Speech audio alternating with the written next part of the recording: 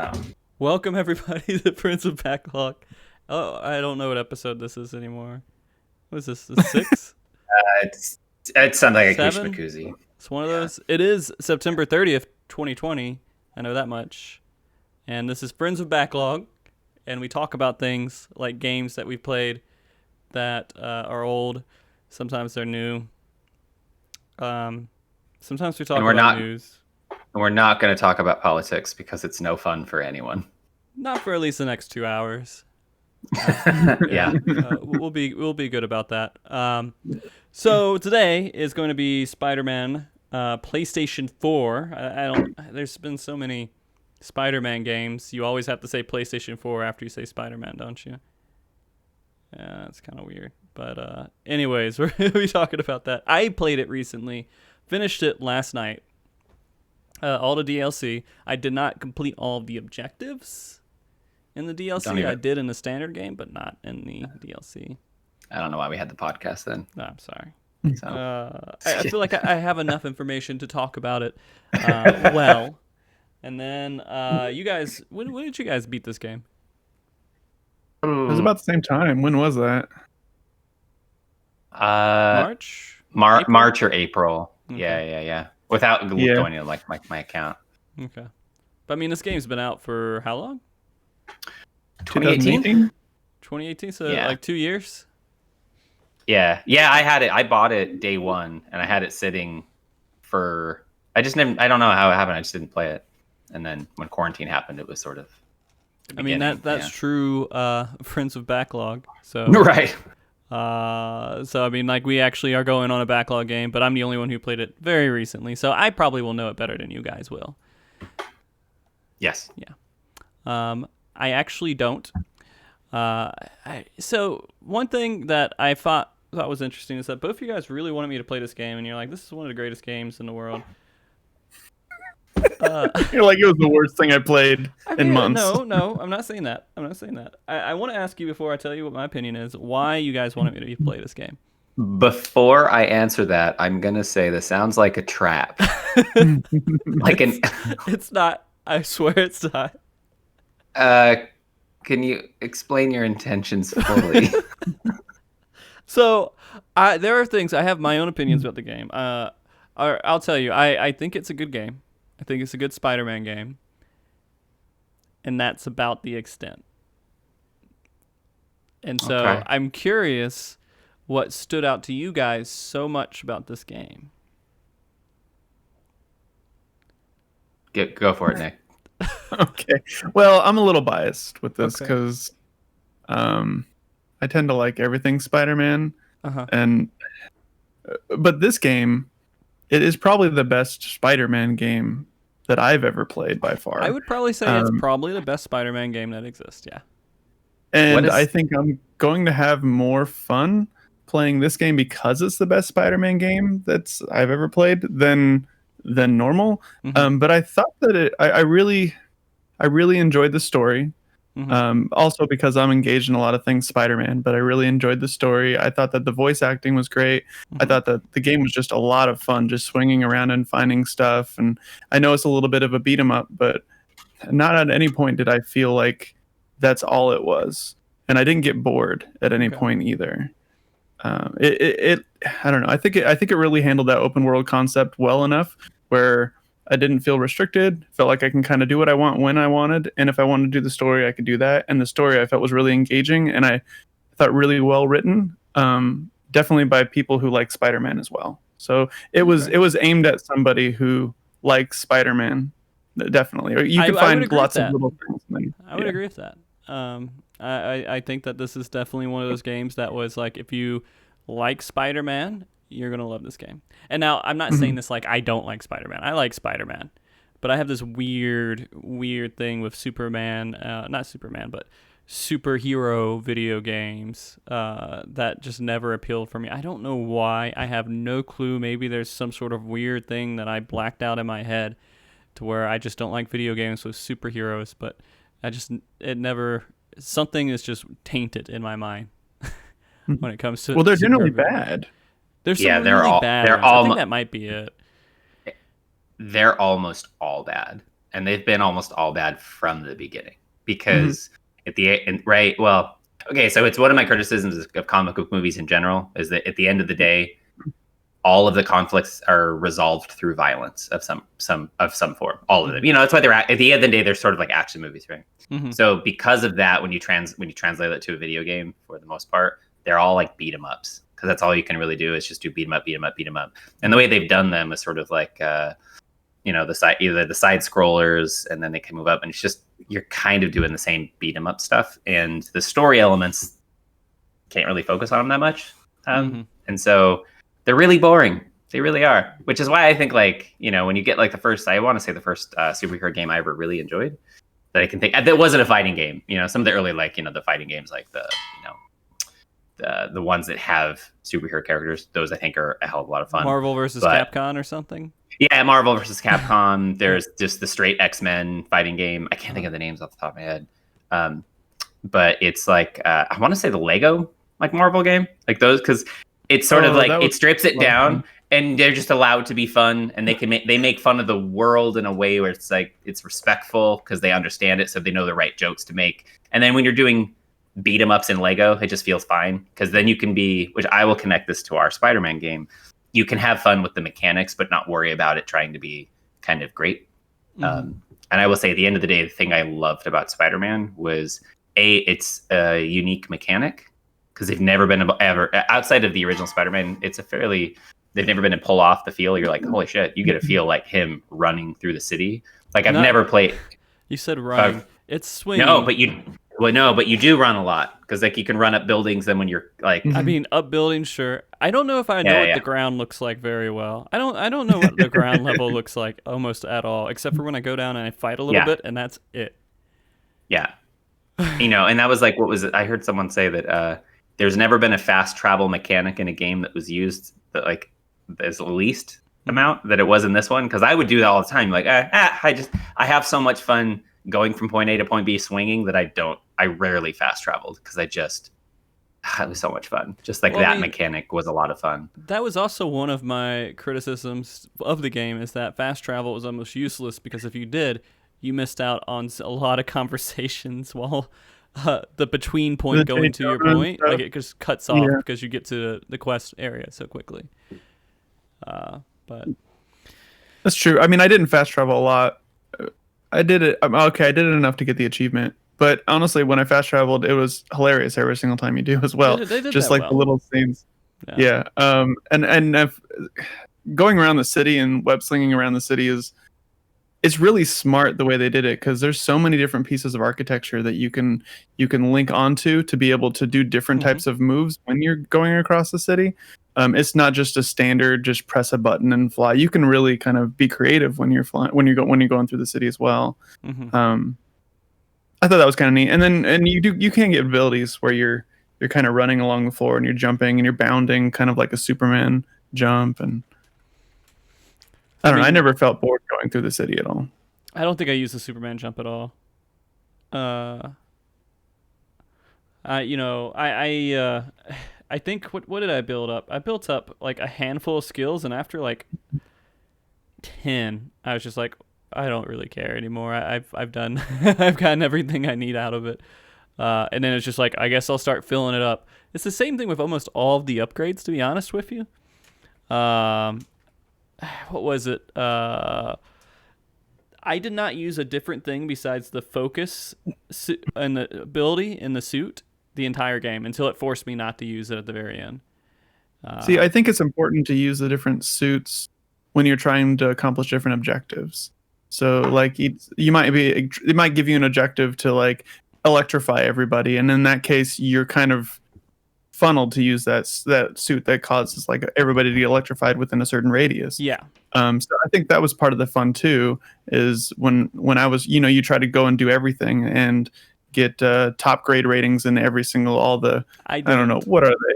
Their hideouts and warehouses and all that stuff. It kind of challenges you to use a lot of different things. Same thing with the is it Taskmaster stuff where you were using. I can't remember if it was that one or if it was Screwball. Screwball made you do a couple of special things. You were using like the gravity, and then like the ones where they stick to the ground, and then like you had to use combinations of gadgets, and I thought that was kind of clever and fun. Mm-hmm. No, I mean those were good. I definitely think so. But I mean, when I was just going through the story normally and not doing like the little special things, it always was me jumped. I will say, after I got into the DLC, it was more than what I was doing before. I was just web throw, web throw, web throw, and that was it. That was like half of what I did. And every once in a while, I'd throw the other gadgets out. But then once I got the recharge one in the DLC, I would jump into a group. Bot, recharge, bot, and just have like 50 bots flying around just shooting everything. And then like it would kill everything, but it would kill most everything. Yeah. It was, I cheesed it pretty hard with that, but. Well, then you have the classic one where you jump on a roof and there's like 10 people there and you use that one like punk rocker where it like explodes everybody off. Oh, yeah, I don't think I ever did that one. I didn't do it either. I saw it and I was like, I'd rather just heal myself, and that was it. So, Mark, I think I did the same thing. So, when I played the base version, I don't remember which. Oh, the ability when you do the super web, where you just web everything around you and I get that recharge. Yes. It's the only thing I used through the whole first of the game, and I didn't use. I hardly used any of the weapon techs, like at all, through the whole beginning game. It was because like the DLC, right? The DLC. The difficulty ramp is so high compared to the regular game. Yeah, they're like the guys with the Tommy guns where like you have to actually beat them up. Did you platinum the game or you just beat it? I looked at what the platinum was and it was just a whole bunch of little things like talk to people, and I was like, I've never talked to a single person. I don't even know how to do that. Fuck it. I'm just not going to do it. And there's like 25 random citizens or something. Like a couple of achievements. No, that's not part of it. Nope.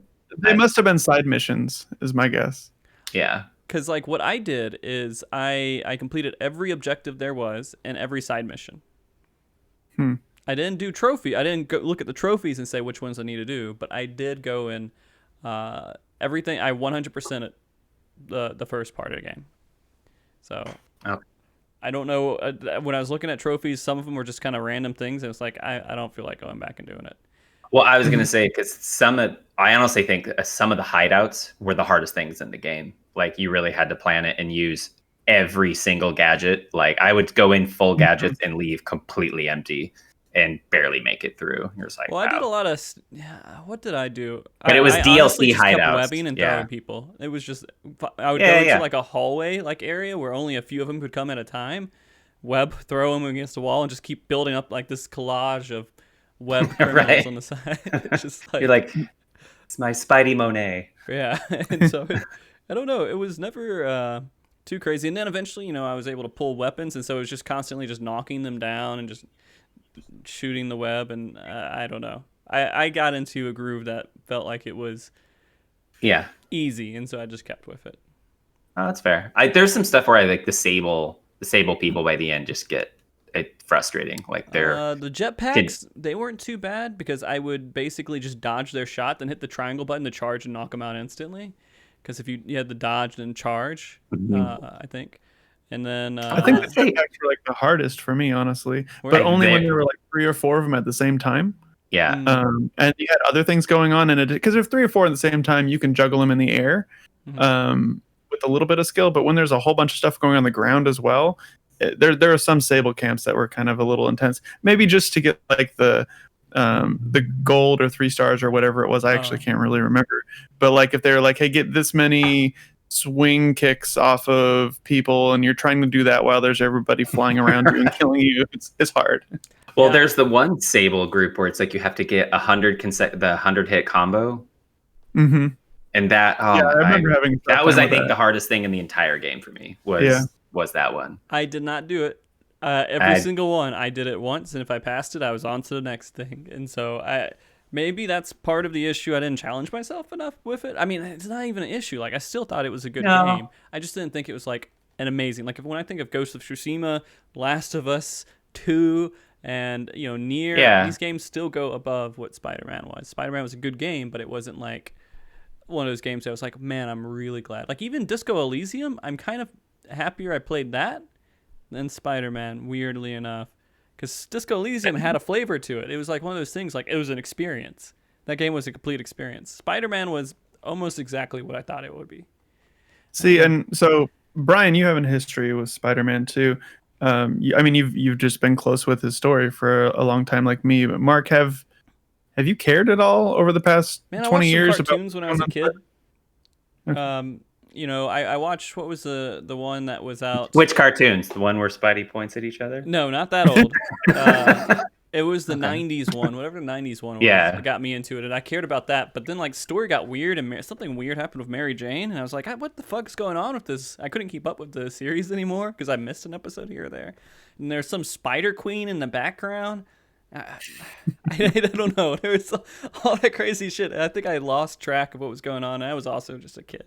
So, that was my initial entry into Spider-Man, and then after that, of course, it was the Sam Raimi movies, which was the first movie when it came out was amazing. If you saw that, I don't know, maybe it wasn't for you guys, but I remember seeing it and I was like, this is a really good movie. I mean, looking back, you're like, maybe it wasn't that good of a movie, but compared to what else was out there superhero wise, it was good.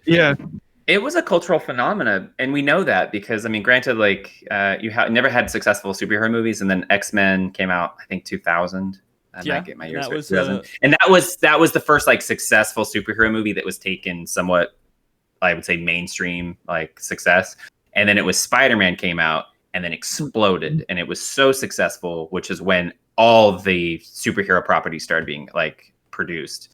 Mm-hmm. And like that's actually what's kicked off everything. Spider-Man, we always kind of I guess that would make sense. Yeah, the one that truly kicked it off, because like we all kind of remember now is the MCU is like it's the run that's dominated it. But I mean, which Iron Man came out in 2008, so you already have like 8 years of superhero movies. There's a whole bunch in the middle, but it was the Spider-Man one that kicked everything off. And then you had 2005 when Batman came out, and then that was a big deal. And at that point, it's like, okay, now we're serious. But those were, without Spider-Man, we don't get the modern super, because if that's a flop, then there's no money for all the other properties. Until and instead, someone strikes gold, and then like people are less encouraged to do it. But yeah, they're very The Raimi films are like paying like close attention to like the Spider-Man subreddits. The Raimi films are like the holy trinity. I know like the third one's pretty awful, but they still like they don't care. Like they want more Tobey Maguire by far. Really? Yeah, he was a little shithead though. Right. I didn't know he was a little shithead until like years ago. Yeah. That's what makes it kind of hard for me to watch it because I know a little bit more about him now. Yeah. And it's hard to separate that when I see him on camera, but I still like him. I mean, at the time, he was like the famous dork, and everyone loved him, right? You're like, oh man, this guy, I can relate to him. He's dorky like I am. That's how I felt, at least. And so, then he got all these superpowers, and it was a great feeling watching that movie.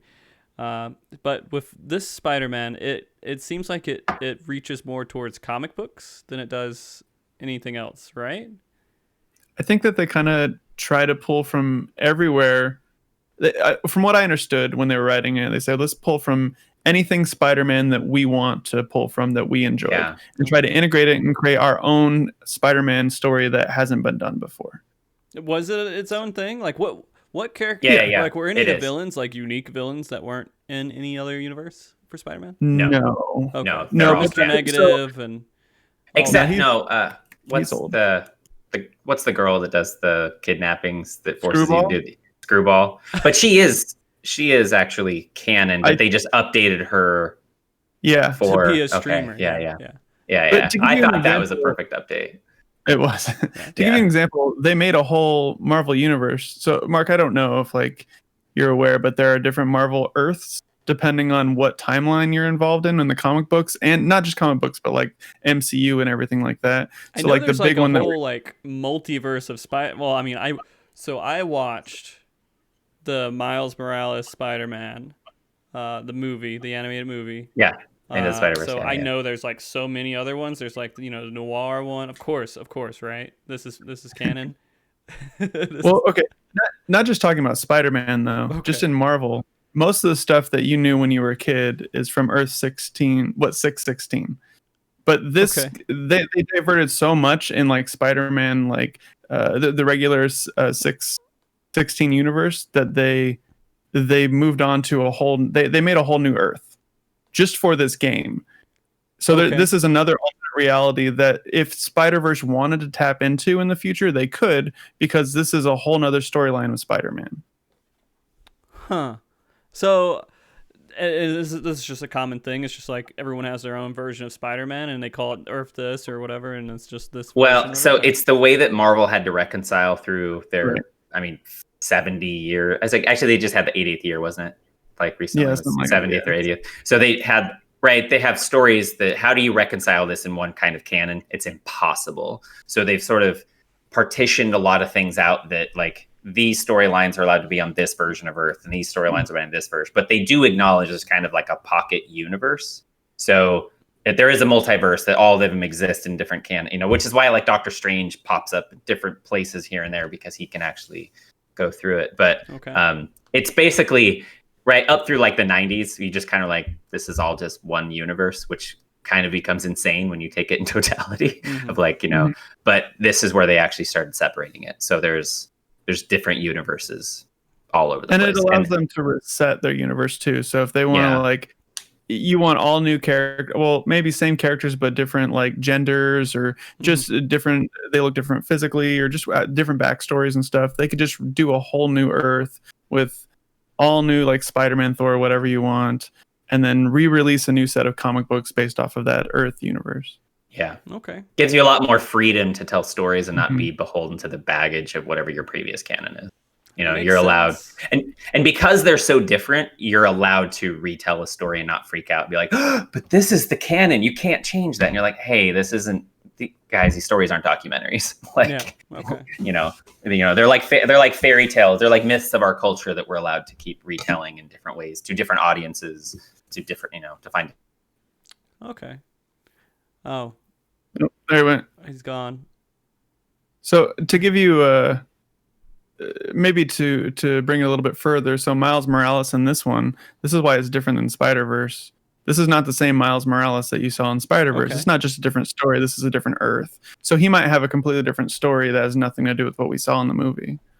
I mean, it or his seems comic. Like that. Yeah. So no, that makes sense. I think. How did you like how they introduced his character into the story? You feel like that worked out pretty well? Yes. Yeah.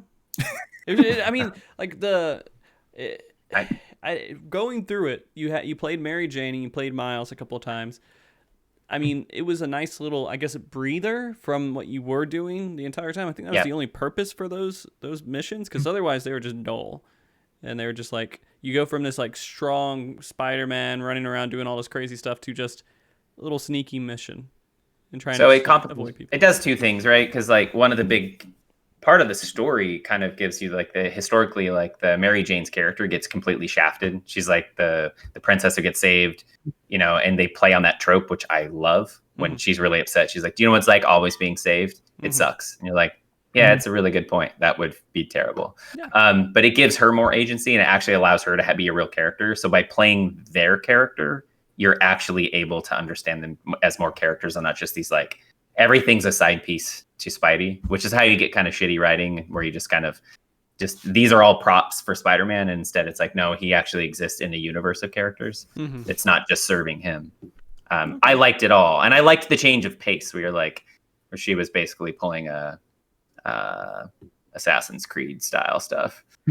But yeah, I mean, it's a little bit crazy. I mean, there's a couple things I was like, well, you always have to be saved, but you're sneaking into this camp of like super military people and just trying to wiggle around and get a document.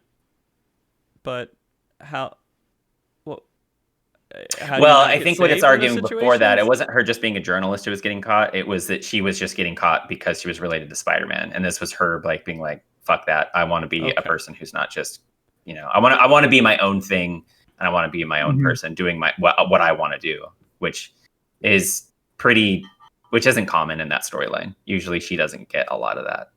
This was a big deal, and I liked it. I thought. I did. It was really interesting. Yeah. But I felt like she was crazy. I felt like she was a little bit, I don't know, thinking about it, I don't have superpowers and I go do all this stuff. And crazy for the truth? Guys, I do whatever I want. and I just walk into a room full of armed men. How do you feel about that? You got to risk something for the truth, man. I guess so. I don't. I don't know. I mean, in general, I mean, she's in a world with superheroes. She was in a relationship and really close with the superhero for such a long time. I mean, I think you're just naturally going to be in more risky situations regardless. I think you can't avoid that. And it's a superhero story, so I think it's acceptable to have her in a situation that's more risky than like a realistic, I mean, I don't expect that out of like a movie that's trying to portray real life. No, yeah, no, I get you. I don't know. It just felt, because they were having these arguments, right? It was always like she was arguing with Spider-Man all the time. I felt really bad for him. Peter got wrecked and destroyed like constantly. Everybody gave him shit.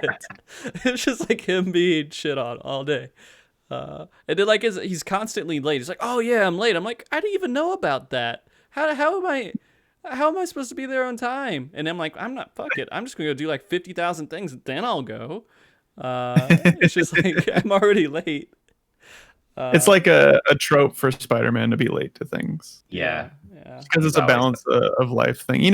Talking about like the Miles and the MJ stuff that you did, saying that you didn't really care for it as much. That's like not a hot take at all. That's actually really common from the reviews that I've read. Most people are like, just take that away. I want to be Spider-Man. I don't want to do these little side things anymore. So I said that a little bit as a devil's advocate, to be honest with you, because it's good. I think it's good game design. Because you do need to breathe in the game, and you need to have something refreshing every once in a while. But I can understand it taking you out of the moment of being Spider-Man. So there is that kind of negative effect to it. And so I don't know if they could have done it better, but I understand the design choice. It made sense to me. I like the change of pace, and I actually really like how they intertwine the stories. Because if you're just playing Spider-Man the entire time, it just might get a little much. But how you're playing MJ for a little bit, and then you see her side, what she went through when he's doing something else, and then you even have scenes where you're helping each other out at the same time, like in the was it Grand Central Station or something like that you guys really, yeah. So like you're doing things together. I don't know. I thought it was fun. Yeah. Man, I still feel bad for Peter, dude. He just had it hard, man. I don't know. It was like a constant like, man, I just don't want people to be mad at me. That's all. It was just like, please don't be mad at me. What can I do? And he's just everyone hates him, or don't hate him, but gives him shit all the time. Yuri gave me shit. I had to listen to Jameson give me shit every once in a while, but whatever. And then Mary Jane gave me shit. Aunt May at some point she gave me shit. I'm pretty sure. And then Miles gave me shit. At first he gave me some shit. It's just like everybody just I don't know. I felt a little bit bad about it. What else? Oh, and Octavius, yeah, he made you feel bad. He was like, "Why this is becoming a thing? Why are you always late?" Man, I'm Spider-Man. I don't know. That was like an issue for me when I played the game on the first time. So I played it twice. I played like the New Game Plus on the hard mode or whatever. Oh, okay. But the first time I played it, I thought at the very beginning when he comes, he's Spider-Man, and you see Doc Ock for the first time. He takes off his suit. I missed a piece of dialogue. I thought that Doc Ock said something along the lines of like he figured out that he knew it was Spider-Man, but that's not what happened. He just knew he like fixed Spider-Man suits and stuff like that. He was working with Spider-Man. Yeah. I thought it was a cover. I thought he knew he was. I thought he was doing that as a cover. What do you mean? Like he was just saying, I would say this if we ever ran into it. That's how I would reference it, so it would not be decoded in our conversation. That you were fixing. No, Spider-Man. I think. No, he says he figures out that Peter's helping Spider-Man, but he doesn't think at all possible that Peter is Spider-Man. Right. Because he realizes the text Peter would do that. That's a Peter thing, but I don't think you're Spider-Man. So it gets that thing. It's a huge reveal at the end. Yeah. At the end when you have half your mask. I was just like, what? Yeah, it's a big deal. Yeah, so when I first saw that, I was like, but he already knew. And then when I replayed it, I'm like, oh, he never knew at all. Yeah. It was a cover that Peter had, which made way more sense. I mean, I guess that's because I didn't think that at all, but I guess that makes more sense. I thought at some point it was pretty clear. I should have known all along you're Spider-Man. Like, I thought that scene happened, and then afterwards, I thought it was to keep it safe or whatever. Will always references you're the person. Not in the exact dialogue, but it was like an underlying tone of, hey, you fix his suit. So I'm just going to say that kind of like as a, I don't know, a cover conversation piece. I don't know. No. After playing through it twice, it seemed obvious to me that Peter was saying, I help him out. And Doc Ock was like, okay, I'll keep that a secret because I don't want you to be connected to him if anything bad happens, because you're so closely connected with him that you're fixing his suits and stuff like that. That's pretty damn close. So I don't want you getting harmed. I won't say a damn thing. Okay. That makes more sense to me because, the reveal at the end was I was confused by that. I was like, did he just go crazy or something and just like forget? And then Peter accepted that he forgot. Then he was like, wait a minute. You actually remembered that I was Spider-Man? I was like, oh. That's how I pieced it together in my head, but I guess you're right. Well, it was very emotional for me because I had, I think, the reaction you're supposed to. Okay. Yeah, it was a very big deal. It was a very well thought out reveal from my point of view. Mm-hmm. It was supposed to be. I just didn't pick it up at the beginning. Yeah. Okay. Well, that being said, I thought the way they ended it with Octavius was wonderful. With him just like went kind of like in this pathetic stance of just like, oh, it was the chip, it's okay, we can still do it, and he had this whole like back and forth thing. I thought that was pretty good. We've all been in that place where you're having a breakup and the breakup happens, and then one of the other parties like, no, let's forget this ever happened, and we'll be like perfectly normal tomorrow. And you're like, you're not going back. Yeah. That being said as well, them talking about the ending of the game with Aunt May, I didn't pick up they were going to kill her off until they had that scene where they were like, oh yeah, obviously you're having to make a choice here. I thought it was like, hey, you just need to be fast and it'll be okay. And they're like, okay, it's going to take a few hours. She could probably last a few hours. I'll be okay. And then they're like, oh no, he's making a decision. Well, okay, now they're going to kill her off for sure. Which felt kind of odd because afterwards it didn't feel like there was a lot of time for that to set in either. It was just she died and then the end of the game happened. It's the end of the game. Yeah. So you have to do that, right? So in the historical Spider-Man storylines, something like that happens at the end or the beginning, right? So you kill half the kid, right? Because you don't have the Uncle Ben death in this one. So if Aunt May dies in the beginning, then that kind of sucks actually. And then you just kill her off to give like quote, the emotional motivation. But if you do it at the very, very end, also Aunt May doesn't usually die. How often does she actually die in storyline, Nick? I remember. Am I feeling it's really rare? But it is rare. She's known to have like I don't know how many diseases over her lifetime and how many like near-death experiences and stuff. Mm-hmm. Yeah.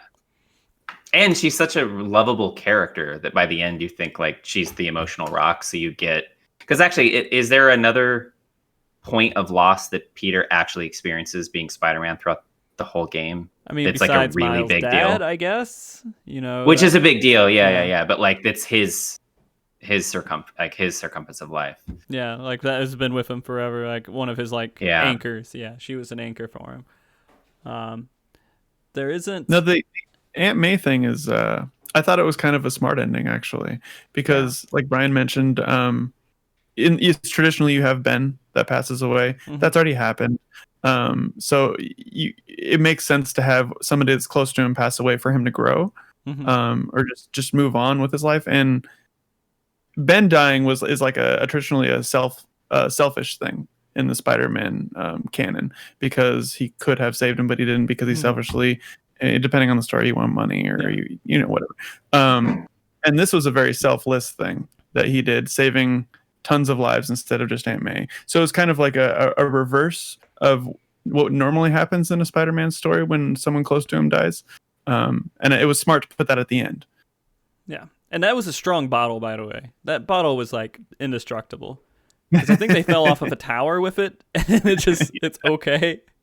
So that was a really good bottle. They need to get into glassware, and they'll make lots of money. Anyways, the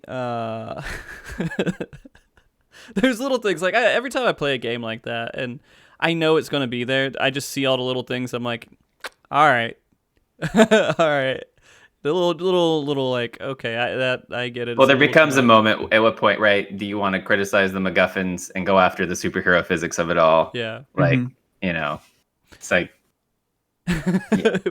I think that a lot of the villain fight stuff I felt was really too late, and it didn't feel like it was linear in any way. Like all that stuff really kind of compounded towards the end of the game. You had one fight, and who was it with? It was with who was that guy? The first villain that you beat up. Talking about Electro? No, it's not Electro. Was it Shocker? It was Shocker. I guess it was Shocker. Yeah. When you face him? Yeah. And then you face him, and then you just kind of have like some dead space in between him and the next real big villain fight, right? It felt like it, at least. Yeah.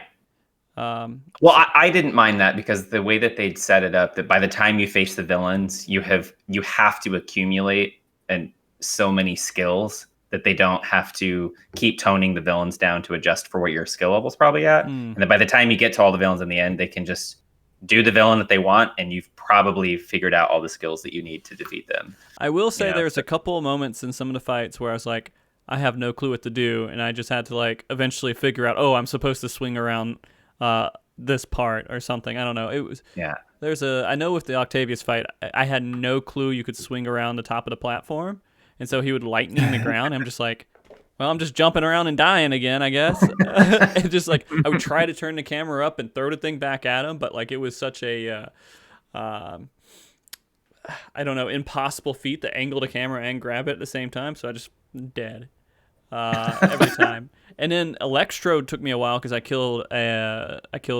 Vulture first, so I didn't have as much to like throw at him, I think, and that was a big issue. But I was able to eventually web him and make it work. I don't know, it was goofy because it felt like some of that stuff didn't work out the way that maybe they intended it to. What was the other stuff? Oh, Rhino and Scorpion. Rhino and Scorpion. That wasn't too hard. Scorpion was a little bit annoying, but I was able to get through that at some point. And then there was the just Octavius fight, right? And that's it. Oh no, Mr. Negative stuff was pretty cool. Negative. Yeah, that was cool. They did pretty good with that. Although it was complete. It dwarfed everything else because the environment that they put you in, and they just did so much with that when everything else is like in this field with electric towers, or over here in this shopping dock area. Then they're like Mr. Negative, super crazy negative universe, insane thing, and then they're Octavius. I think Octavius had one with Scorpion where you're going through this alternate reality when you're poisoned or something too. So yeah, I felt like some of that was a little bit out of balance. I don't know. So all the villains were like that was probably the best part for me. Okay, you froze up a little bit. I don't know if you're gone, Nick. I feel like he's gone. He might have gone. Because he was talking with his face being completely still.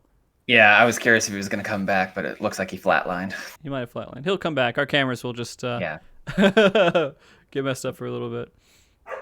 And you know what? Maybe this is a problem with me, Brian. Maybe I'm just an asshole, an overcritic. Yeah, maybe you just don't want to be happy, Mark. Maybe I just don't want to be happy. You want to be miserable and grumpy and... Welcome back, Nick. Hey, I was going to say the villains were the best. That was probably the highlight for me, honestly. Okay. Because I didn't know it was coming. Not playing the villains. Not fighting the villains. I like fighting them. But when you're on the top of the tower and in the raft, I think is that what it's, I forget now. Yeah, that's right. When you're up there and Octavius comes up and all the villains are coming around. And I was like, oh my god, they're doing the Sinister Six. And I'm like, this is like the coolest thing that I thought could have happened. Yeah. That was a highlight for me. That was the biggest reveal of the whole game for me that I was just so excited about, is that they introduced the Sinister Six, because I thought the whole thing was going to be about Mr. Negative. And not that I didn't like his character, they did drag that out a lot. so it did seem like he was the end. Although, you know, with the stuff with Octavius, obviously he was going to be involved somewhere. You could see his decline, and you know, them setting him up to turn and become this like villain at some point. I just assumed, the whole time he was the end villain. Like the story is as much yeah. his story as it is yours. Yeah. Just as like it progresses through the whole game just as much. Yeah. You know, and you were talking about this last week, how all the villains kind of had, you know, a reason why they were doing things. I felt like right, because so historically, I think with a lot of the Spider-Man villains, especially the cartoon version of them, they become really silly and sort of like cardboard characters that are more about their powers. And in this one, I thought the writing was really smart. Like I felt you understood the motivations of every character, every villain, and you weren't just like, you know, mustachioed evil doing something silly for cash. They laid it out for you. They gave you a room and said, this is this person's reason, this is this person's reason. You just go to each one, it tells you. I think Electro he wanted to be energy.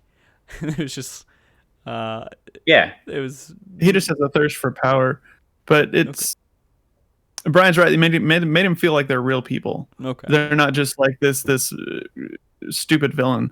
And it was smart of the writers to, because like Vulture, when he was introduced in the Spider-Man comics, he did not have cancer. He was not trying to like resolve that. He was just some dude who was in a bad business deal with his partner, got pissed and wanted to make money. So he just started robbing everything, which is like this stupid villain. Yeah. But the writers chose, we're not going to take that Vulture. We're going to take the Vulture that had declined and needs something right now. And they kind of did that with all of the villains.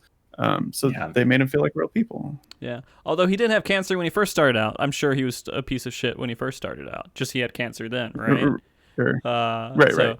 I mean, and I do like the fact that this wasn't an origin story for Spider-Man. This was, you're Spider-Man and you have a history. So it felt better because it felt like because I'm kind of tired of restarting with Spider-Man constantly over and over and over again with every story. I kind of want one that's kind of progressed some. And this is what that was, right? Well, that's what they did, right? When the MCU introduced Spider-Man, they all agreed, like, we all know the story. We don't need to do this. He just came in fully formed. Not fully, basically fully formed. They just skipped that whole origin process. Which one? And this one, the MCU Spider-Man. Like, is that the one with Tom Holland or whatever? Yeah. There's no origin I didn't story watch the for movie, him. So. Yeah. Okay. Yeah. Well, they took it a step further in this game too. It's not just we don't get to see a Spider-Man origin story. We don't get to see MJ for the first time. You know, they already have a backstory. You don't get to see Black Cat for the first time. They have a huge backstory. So he has like all these backstories with almost every single one of the characters, except Mr. Negative and Doc Ock for the most part. I like how they didn't have to like spoon feed you and do just all these different origins one after the other. Right. You could just throw something in there. I do think it's kind of funny. It's kind of common knowledge at this point. Yeah. I do think it's funny that they threw in that whole like Black Cat and maybe have a baby with him and he had an awkward conversation. It's just like, this is a little bit more adult. It's so good. He's a little bit more adult and he has to reconcile with his decisions. I had relations he's in with college. This person and I may have had a child with her. That's just like, okay. Not something I'm used to seeing with Spider-Man. So that's good. And then they did the fake kill with Black Cat in the DLC was so obvious that when they did it, but it was just one of those situations. Okay, she walks into an exploding building, smiles, and somehow doesn't die. You know she doesn't die because how her smiling there, and her walking into it. But how the fuck does she not die? I mean, like in that situation, how does she just not blow to pieces when?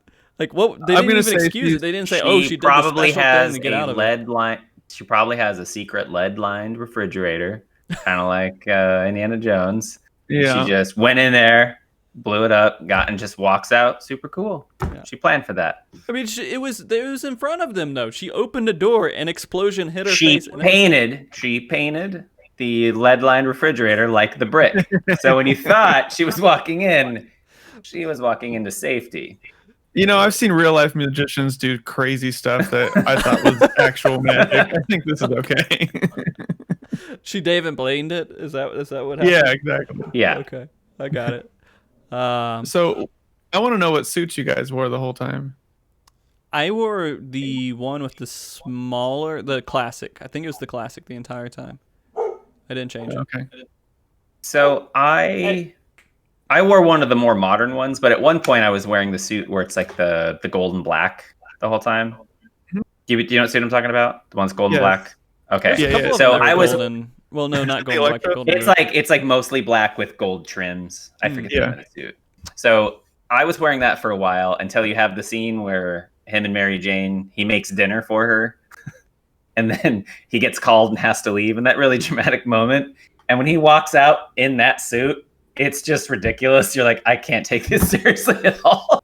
So from that point, I'm like, I'm gonna wear more traditional Spider-Man suits, because then I actually really liked that they did that. They would, whatever the cinematic was, it was your suit. Oh yeah, So I made sure to actually do that one time. When you had the special suit, when he started putting on like the one at the very end. Yeah, like I came out in the suit I didn't wear. Like I was like, this is weird. I didn't choose the suit, and then he upgrades it to whatever one the black and white one, I think. Yeah. No, so from that I actually changed it to the more modern suit, and then I have to look it up, but that's the one I kept with, like, just for the remainder of the game until I get the underwear Spider-Man. Did that one a lot.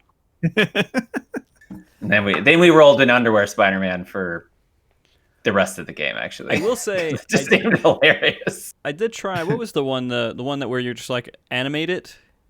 That one wasn't there. There was an anime one, and then there was one that's like classic animation. I think it was the classic animation one, and I did it for one scene, and I was like, "This is so awkward and weird." And I was like, "No." It was like thing where I'm like, "This is brilliant and too weird." Yeah, like I can't. I almost wish they'd animated the whole game, because then you could swap it, which obviously is really hard. But when it's just him, you're like, "This looks great. I can't do it. It's too weird." Like talking to people.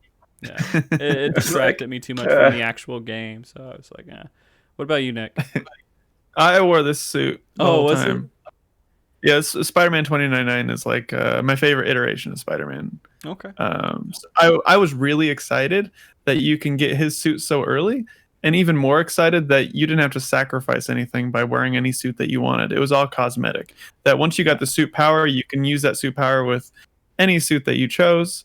It was just so smart, because I'm so used to playing like these open world games where like you get something and it's not until the end of the game that you unlock it, and it's like something cosmetic, and then you just can't use it because you're done with the game for the most part. Yeah. But I got to wear this suit the whole time. That made me really happy. Oh, good. Yeah, no, I saw it and I was like, nah. I wasn't familiar with it at all, so I didn't have that attachment. For the only thing I didn't want to wear the modern one was pretty good with the white spider, the one that's in your background, Brian. But for some reason, the classic one, when I got it, I was like, this just feels right for some reason. I don't want to. Yeah. I don't want to get out of it, and so I looked at I didn't unlock any of the suits at all until I was done unlocking everything else. And I was just like, well, I guess I'll start unlocking this now. And so I just start clicking on, because I read through the powers, and I was just like, why would I do this when I could just hit the focus button and heal myself when I needed to get healed? That seems so much more valuable than anything else. And so I just kept with that one power. I had fun unlocking them all. I didn't care about the powers because I used the same power the entire game, well, for the most part, until the end. But I just wanted the suits. I didn't use most of the gadgets until I got to the point to where I didn't really care about tokens anymore. I just started spamming it. Then I would use all of them constantly. I was just like throwing them around. Yeah. They even had the bag suit Spider-Man with the Fantastic Four uniform. Right. You know, one suit that I thought that they should have had in there, which I would have liked if it was just a traditional black suit. That was one of my favorites too. But they didn't include that one. Maybe the next time, but they're probably right. Well, we'll get to that when we talk about what the sequels are going to be in play, but it'll show up. We know it. Like, you're talking about the Secret Wars Spider-Man, right? Yeah, I am. Yeah. Oh, that's going to come back. Yeah. Yeah. Probably. Knowing how much they love this game, the people making it. Yeah. Oh, yeah. It's funny because these guys are like the Tony Hawk guys. They're Tony Hawk people. They made Tony Hawk. Insomniac Games. They made Ratchet Ratchet and and Clank, Clank, right? Yeah, I thought they were known for Ratchet and Clank. Well, Yeah. probably that too. But I mean, Tony Hawk is, I think, what I recognize. Unless I'm wrong and they didn't make it. I'm pretty sure they made it. I'm not stupid here. I never played. Did you play Sunset Overdrive? No. Because Sunset Overdrive was supposed to be, as far as like, from what I understand, the engine that made Spider-Man, and so you can traverse the city. Sunset Overdrive was the first Insomniac game that had something like that in there, and they used a lot of those tools from there and Ratchet and Clank to be able to produce Spider-Man. Huh. Yeah, so Mark, it looks like they mostly made Spyro, Ratchet and Clank, Resistance, and then there's some like one-off games. But Who the fuck made Tony Hawk then?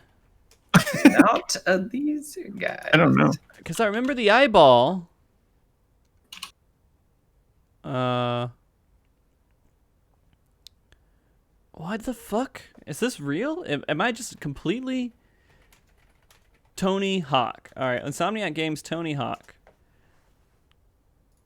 Neversoft made the Tony Hawk one. Really? I'm dumb. Yeah, so the other franchise they made was you got that confused with Guitar Hero. I guess so. Like, I don't know. For some reason, those two went in. You know what? I'm glad you corrected me because I would have been really upset if I held that with me for the rest of my life and I look stupid in front of someone else. So, thank you. From my understanding, the way this game came about is I think the MCU core like intelligentsia that's handling Disney's that I think they approached their studios and said, we want to make game franchises, but we don't want to control it. Do you guys want to make a game for us? And they were like, okay. And they're like, you can choose whatever you want to do in the whole MCU. You can do it. We'll have conversations with us, but you can do it first. So they went back to their team and Insomniac. They had apparently a lot of their core team had never had a discussion until they realized they were all like childhood obsessives about Spider-Man. And then they were like, well, shit, we got to do Spider-Man. And then they went back to the MCU people and were like, hey, we want to do Spider-Man. They're like, awesome, do it. Just make whatever game you want to make. And then I think it was like 90% theirs. And then where they came back to give like slight corrections, they're like, well, don't do this. And then don't do this. Mm-hmm. But it was pretty minimal. So they were allowed like almost complete free reign of the whole MCU and they chose Spider-Man, which is why when the story they told, you can tell. It's like, one reason why like the Lego games are really great is the people doing all the story are all people who are absolutely obsessed with whatever property, because all the humor in there is, it's like nerds for nerds. You're right. Like, we know what's funny about these properties and we know where to make the right jokes. Like you can tell this whole story is done by people who legitimately love these stories and are like, we're not here to rehash it. And we're not afraid to make choice changes because we're like, but if the fans come back and they're going to cancel us, you're like, we can play with it. So I do like how they had a lot of little things, like the backpacks had little items in there and you could get some information. I didn't read all of them, but it was really cool just to see that every once in a while. It's just like, here's a random thing from my past and history, and it was nice to kind of put all that together. Did you read all the newspapers? What? So newspaper stands, you can go and read the newspapers. I didn't know what the ground. I don't know anything about the ground. I don't think I read any newspapers. No. That was one. So there was two things in the game that I thought were really fun that had nothing to do with achievements or trophies. And one of them was the newspapers. And as you progress through the story, I think there are like 15 or 20 newspapers or something. Maybe there's more. But the newspaper headlines start to change. And it's kind of fun to just go around and try to read them all. But the other one was the secret photos. So you took photos of landmarks. Yeah, but there was saw like a thing about secret photos. Like you get an ability to Yeah. find them or something. Yeah. Mm-hmm. Yeah.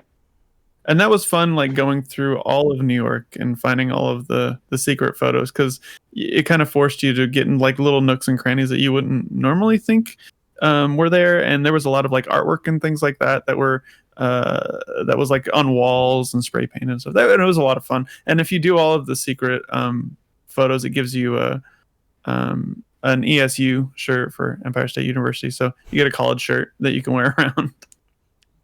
I thought that But they didn't. I'm surprised they didn't include that in the trophies. That's like a very trophy-worthy like thing to do.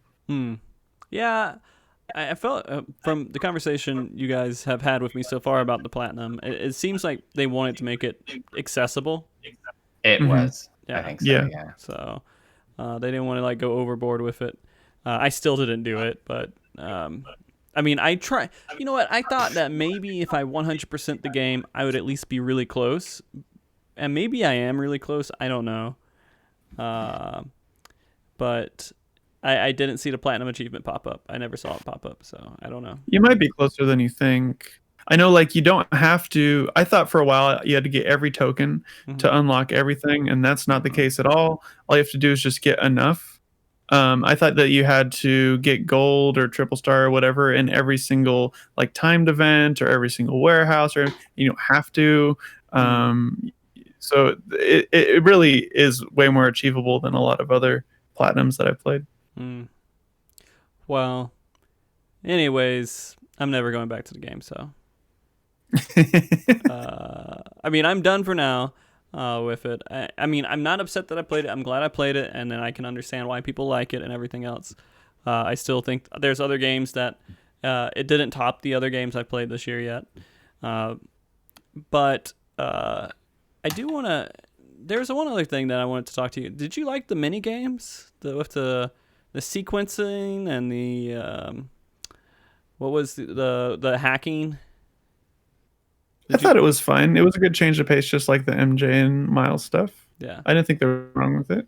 I forgot about him, so really it went quick. Yeah, I mean, for me, I guess it was right in the middle, so it was like easy, kind of in the middle. It was I don't really super remember. simple stuff. I felt like after a while it was just, especially the hacking, you just laid everything down and it's like, oh, I'm sure it's going to turn, and you just do all the turn pieces and everything else, and it's just like.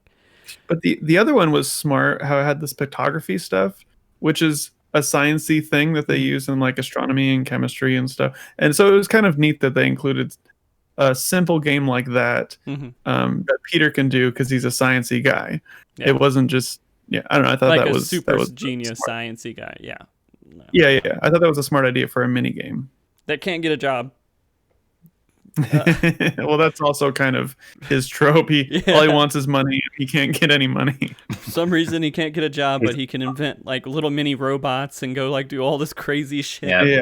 But that's the thing. It does it out of his apartment, I guess. I don't know. Maybe it's like the trope. He's always broke because he's good. Yeah.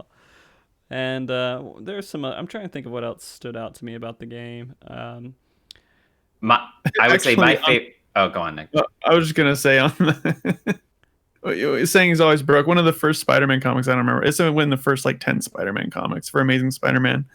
He's like broke, and he goes to the Fantastic Four, and he's like, "Look, I'm a superhero, like just like you guys. Give me the money. I'm gonna be part of your group." And they're like, "We're nonprofit. We just help people." And he's like, "What the hell?" All right, later. I guess I'm making money. It's like, that was my only idea that I had. He's gone. I'm good at inventing things. I don't know how to turn that into money. That's good. Well, I mean, fantastic. Aren't they like super rich? Yeah, I don't know a lot about them, honestly. I just know that in the comic book they said they were nonprofit, and so they're fine. They don't do anything for money. And he was like, "Well, shucks, darn it. I guess I'll find another way." Darn it. What? Okay, so I'm trying to go back through the last couple of weeks of playing this game. So I will say though, Mark, I put it up with my background. My favorite story part of the whole game was the Black Cat stuff, especially in the first DLC part. Like absolutely, yeah. I'm sure they made her a very what's the right word? Seductive. Yeah, that would be good. That'd be good. Charismatic. I liked the way that they played in their relationship, but there's also the subtleties they did. Like, do you remember it's kind of like a open cabana bar where they have some fight out, like there's a fight out, and she goes to grab a drink and there are all the drinks there, and she just kind of does a catwalk underneath it and then she starts walking by and just knocking off like bottles. A cat, yeah. Just like a cat. And you're just doing everything, and she pours it, and you're like, I love her. It's so good. No, I think her character, she was probably one of the most well implemented characters. Yeah. that they have, because I'm trying to think if anyone else really held up, because she was a fun character, I guess, in it. That's kind of what she was meant to be. Well, and she's always that sort of like bad, right? She's not. What's the word? She's not like an anti. Yeah, she's neutral. She makes you think you had a child with her for quite a bit, and then just at the end she's like, "Okay, I'm locking you in a vault. Bye," and just walks. As much as she manipulates him, you could tell like she actually really does care about him too. They have this really push and pull relationship. Yeah. Then she just randomly shows up, and she's like, here's a USB drive, has Hammerhead information on it. See you later. And that was it. That felt a little bit weird. I thought that was the same USB drive that she was trying to steal from the first episode. Because I thought the USB drives were like bank stuff. They were like a way to accumulate all the money. I don't remember, but just thinking about it right now, I thought that maybe it was the same USB drive that she was trying to hunt down the whole time. Maybe it had lots of stuff on it. Maybe it was completely different. I don't know. She was just like, here you go, and peace. Yeah. And then I think they were putting in a lot of work into making you go forward with whatever that next part of that story was going to be. Which Sable's character, for some reason, it's just... that was like her character, like the entire time. It's just, I got my 2 guns. Hey guys, here's my 2 guns. I'm pointing them at you. She was a fun character, but I think they went a little bit overboard with that. To me, they did. Brian has kind of a face like, stop making fun of my favorite stuff. Oh. No, I think the way they extended the stuff with her was the weakest of the story parts of the whole game. It felt like extended stuff for DLC with Sable stuff. So I thought it was smart of them to include her in the general story, because they wanted to have a way where you're not just fighting like basic criminals the whole time on the streets, and they have improvements to that, and it felt natural with everybody kind of being against Spider-Man. And it's not like Spider-Man can save all of New York by himself. So they implemented this other like military organization that's going to do it. Do it the wrong way. That Osborn paid for, because he has the best interest of the city in his mind. I do think it was kind of funny that that whole story was her country is at war, having like some sort of civil war or something that's going on there. There's some overthrown thing, and she is like in the resistance, but she has technology and army resources out the wazoo. Just they're all in New York. They're just she sent them there, and she was upset people were taking them. It's like, no, I need those back for my country, Cimatech, or whatever. I can't remember what the name it was. It's the bargain you play when you're for sale, right? I guess so. Her stuff was purchased to be in New York. And she had and then MJ went to leave at the very end to go. Yeah, she's just like, hey, I'm leaving I'm leaving tonight. I'm going to a completely different country that is completely war torn. All right, bye. And I was, I'll miss you. Oh, I'll miss you too. Okay. And then I'm kind of curious on the Miles Morales story. Like, where does Spider-Man fit in on his next story for the next game? Are they going to keep him out? What's going to happen? Oh yeah. Yeah, it's straightforward. He goes and has to go there and help Mary Jane because she's crazy and wants to get into like the middle of a war and take photographs and try to save the world by being a reporter. Make it sound so dismissive. She's up there taking photographs. She gets a stun gun. She probably has a stun gun with her. You just totally dissed the century of like war journalists trying to like catalog all the stuff that's going on. You just like really shit on it. Oh, you and your photos. Your photos over a Tiananmen Square. No, something. Yeah, you go take your war selfie. Right. No. Absolutely. Do you take Tinder to war with you? I mean, conflict journalism is great, but it seems a little bit much. I don't know. I'm still not attached to that whole like jump into the middle of a fire and hope things work out thing. But she's going to do that. Spider-Man's going to be like, oh shit, I need to go make sure I don't think they're married at this point, right? They're just together. They're just okay. I need to go save my future wife because I'm sure they'll get married in the next game. And then he'll be over in that whole other country, and then shit's going to go down in New York, and Miles is like, well shit, I guess I got to take care of it. And that's the story. Could be. So do you have that on official insider news, or is this your prognostication? Yeah, inside my head. Oh, okay. Yeah. I mean, I don't know what others. Okay, tell me what you think's going to happen in the next game. Like, how's that going to play out? I have no idea. I don't know. Criticize me. Go ahead. Tell me I'm wrong in some way. So you're saying that the only way that they could tell the story is that Spider-Man has to be gone from the story, right? Yeah, I'm pretty sure. Yeah. If you're not going to play Spider-Man, and you're what if there's another larger Marvel event that happens that Spider's gone for, like say the Secret Wars or something? Like a lot of the superheroes are gone. I guess, but why even introduce this whole war-torn thing where Mary Jane just leaves in the end? Like, why would they introduce that at all without, what's going to happen is that Miles Morales is going to be there, and you're going to go through his story. That's a bullshit storyline that if they go and have to rescue her for anything, instead of her just off being a character doing her own job, and then she has to get rescued. I think if he goes to have to rescue her, then that's actually kind of a bullshit move. Because that's against everything that they had mentioned. Against everything that they've established. Okay. And instead of being like, "Oh, poor girl, you shouldn't go out to danger," okay, so let me change that. Let me change the perspective. Which would be pretty shitty. She's going to be out there, and she's going to be fine. She's going to make it. She's going to be really hardy at that point. She's going to be like, man, I dodge bullets all day. She's crazy. Best conflict journalist in the world. That's what she's going to do.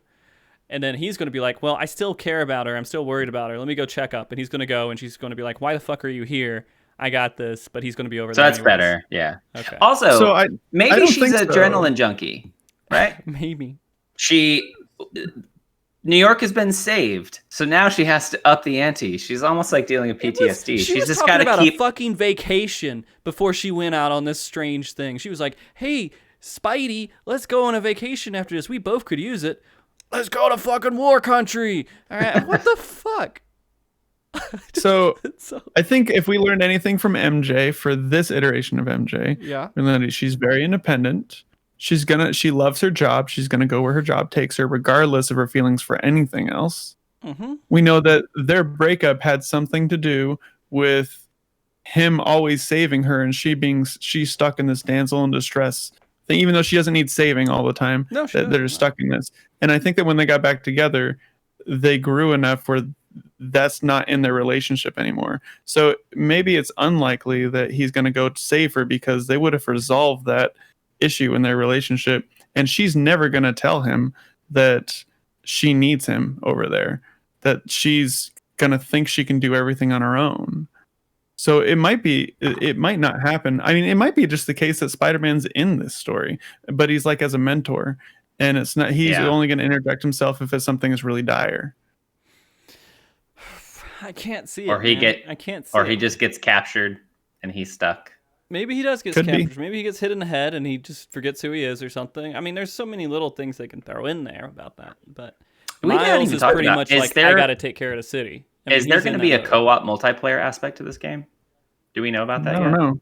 No. Because if you would have different fights where you'd actually, one of you is Miles and the other is Spider-Man. Like if we were playing multiplayer, but we get to swap them. Like Sonic and Tails.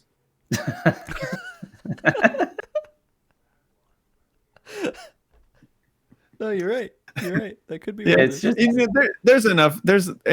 So they pulled from a lot of stories to make this game, and I imagine they're going to do that for the next game. And if that's the case, there are a lot of different things that Spider-Man can go off for. Like Brian said, what if there's some like thing in the universe that needs him, some like assembly of superheroes or something like that? Or I mean, there's a lot of things they can pull from that'll pull them out of the city if they really need to. No, you're right. And then they can incorporate that as like part of a DLC or something if they wanted to. But why add the story about a whole nother country being war-torn and sending off Mary Jane at the last second without there being some tie-in? So this is okay. I will be honest. This is a storytelling thing that always fucking drives me crazy. So this is like, this is like almost like a Chekhov's gun, but it's like Chekhov's plot gun. That if anyone says a thing, it has to apply, as opposed to like, well, Mark's going on vacation to Hawaii. It's got to mean something. You're like, no. Sometimes it's just I just want to go to Hawaii. There's no. That's what it means. Want to go to Hawaii? Yeah. But it also ups the ante with her, and it might also be a way to set up the next story where Mary Jane's not home. What if she's she actually gets bitten by a spider? Well, she has, right, Nick, and some of the Spider-Verse. There's some Spider-Verse where she has, yeah. Yeah. I mean, she didn't get bit by the Miles spider, which was on her like forever, and decided it was like, no, she's fine. I don't need to bite her, and went on to Miles. But like, I don't know. Maybe she'll be like Tomb Raider. Maybe she'll be like the next Tomb Raider over in this war-torn country, and Sable will teach her everything Sable, because Sable's not a superhero. She's just, crazy with really She's like Batman and kicking people. She's like Batman, but believes in killing. Yeah, absolutely. And so maybe she'll be like a mentor, and they'll have a little thing over there where they're, going together and bye Brian and welcome back Brian, where they're going out and she's learning how to be a badass, and so she becomes a badass over there. Maybe that's where they go with it. I mean, it could be as simple as they don't want her there because they don't want to tell that story of her and Spider-Man right now. They want to tell something else. So just eject her from the story and do something else. It did feel very sudden, man. It was like, yeah, it was out of nowhere. Well, when I played it, I did not get that feeling at all. Really? It felt like, yeah. Well, they also have the cliffhanger at the very end where Venom is in it, and that's like, are they going to do anything with that? Why did I not see that cutscene? When was that? That was very end. Because I saw him like there was something with Miles, and that's all I remember. Is him jumping. Did you see Harry Harry Osborn in the tank? Yeah, I did. Oh, was that in the first one before the DLC? A sticky thing that came out at you. Oh, okay. So that was before the DLC. I think that was like, yeah. Yeah, I think that's in the original game before the DLC. So Harry's supposed to like have Venom with him? Oh, that's what. Yeah, that's what the idea is. Because I would think that he would be like Green Goblin in some way, and like maybe that was just part of the Green Goblin stuff. I don't know. Because Venom, I always like a space rock. I always think space rock with Venom. Maybe I'm wrong. I don't know. That's how they did it in the cartoon, actually, the '90s cartoon. That's what I remember. Yeah. Yeah. No, it's happened in a lot of different ways. But I imagine because he was having, I don't remember the exact issue, but he was having health issues. That's the whole reason why they had the virus that they were making and stuff, or why Norman was. I imagine that maybe the symbiote actually healed him, and that's why he had the symbiote with him. They're probably going to extend that storyline somehow, and he's going to be a new version of Venom. It's not like Eddie Brock's been the only Venom. There's been many people. The Scorpion was Venom at one point. So there's been many people who have taken on the Venom symbiote. Well, I mean, many people can. Yeah, Spider-Man. Yeah. I mean, the Spider-Man 3. Yeah. So. Yeah. And but I don't know where they're going to insert that too, because they set that up as a cliffhanger as well. Mm-hmm. I mean, that would make sense. I guess Harry was such a nice guy, man. All I can think of when I think of Harry is James Franco being a dick. That's all I remember of Harry. Well, that's one version of him, yeah. Yeah. I remember him being a dick in the Spider-Man Sam Raimi series, and now he was such a man. He was so nice in that whole story. Like you listen to like all the voice tapes from the labs and stuff, and you're like, man, what a good friend. I hope everything works out. Right. I mean, that was it. And I also like his, by the way, that me just being a piece of shit, I guess, and laughing about stupid little things. I'm sorry, it just makes me laugh, and maybe it makes me look like an asshole too. But when he was writing in his journal, he was like writing to his dad or something, and then he's like, make sure Peter and Mary read this, and then right under he's like, hey Peter and Mary. It's just like it's like one page. And then I don't know. I don't know. It just felt weird. something about it was like his dad was supposed to read it, and he's like, "Oh yeah, my dad will make sure that Peter and Mary's going to read this next one and learn all these secrets about everything that was going on." It just didn't feel right, because I don't think Osborne would do that. His dad would be like, "Yeah, no, here's all our family secrets and everything to your two friends." You're probably not. No. Yeah. Well, he's still a kid. It felt naive. It felt like a 10-year-old. Well, if he's a nice little rich boy, he might be a little naive. That's fair. That's fair. Man. And I also liked how almost all those labs, if you didn't attend to it right there, the city would have been destroyed. Or something horrible. Oh, the little stuff. Yeah, all the little environmental stuff and things like that. Yeah, like, if I don't clean this up, all the sea life is going to die and everyone's going to be poisoned to death. I'm glad I found this little lab. And then, there's just so many little things.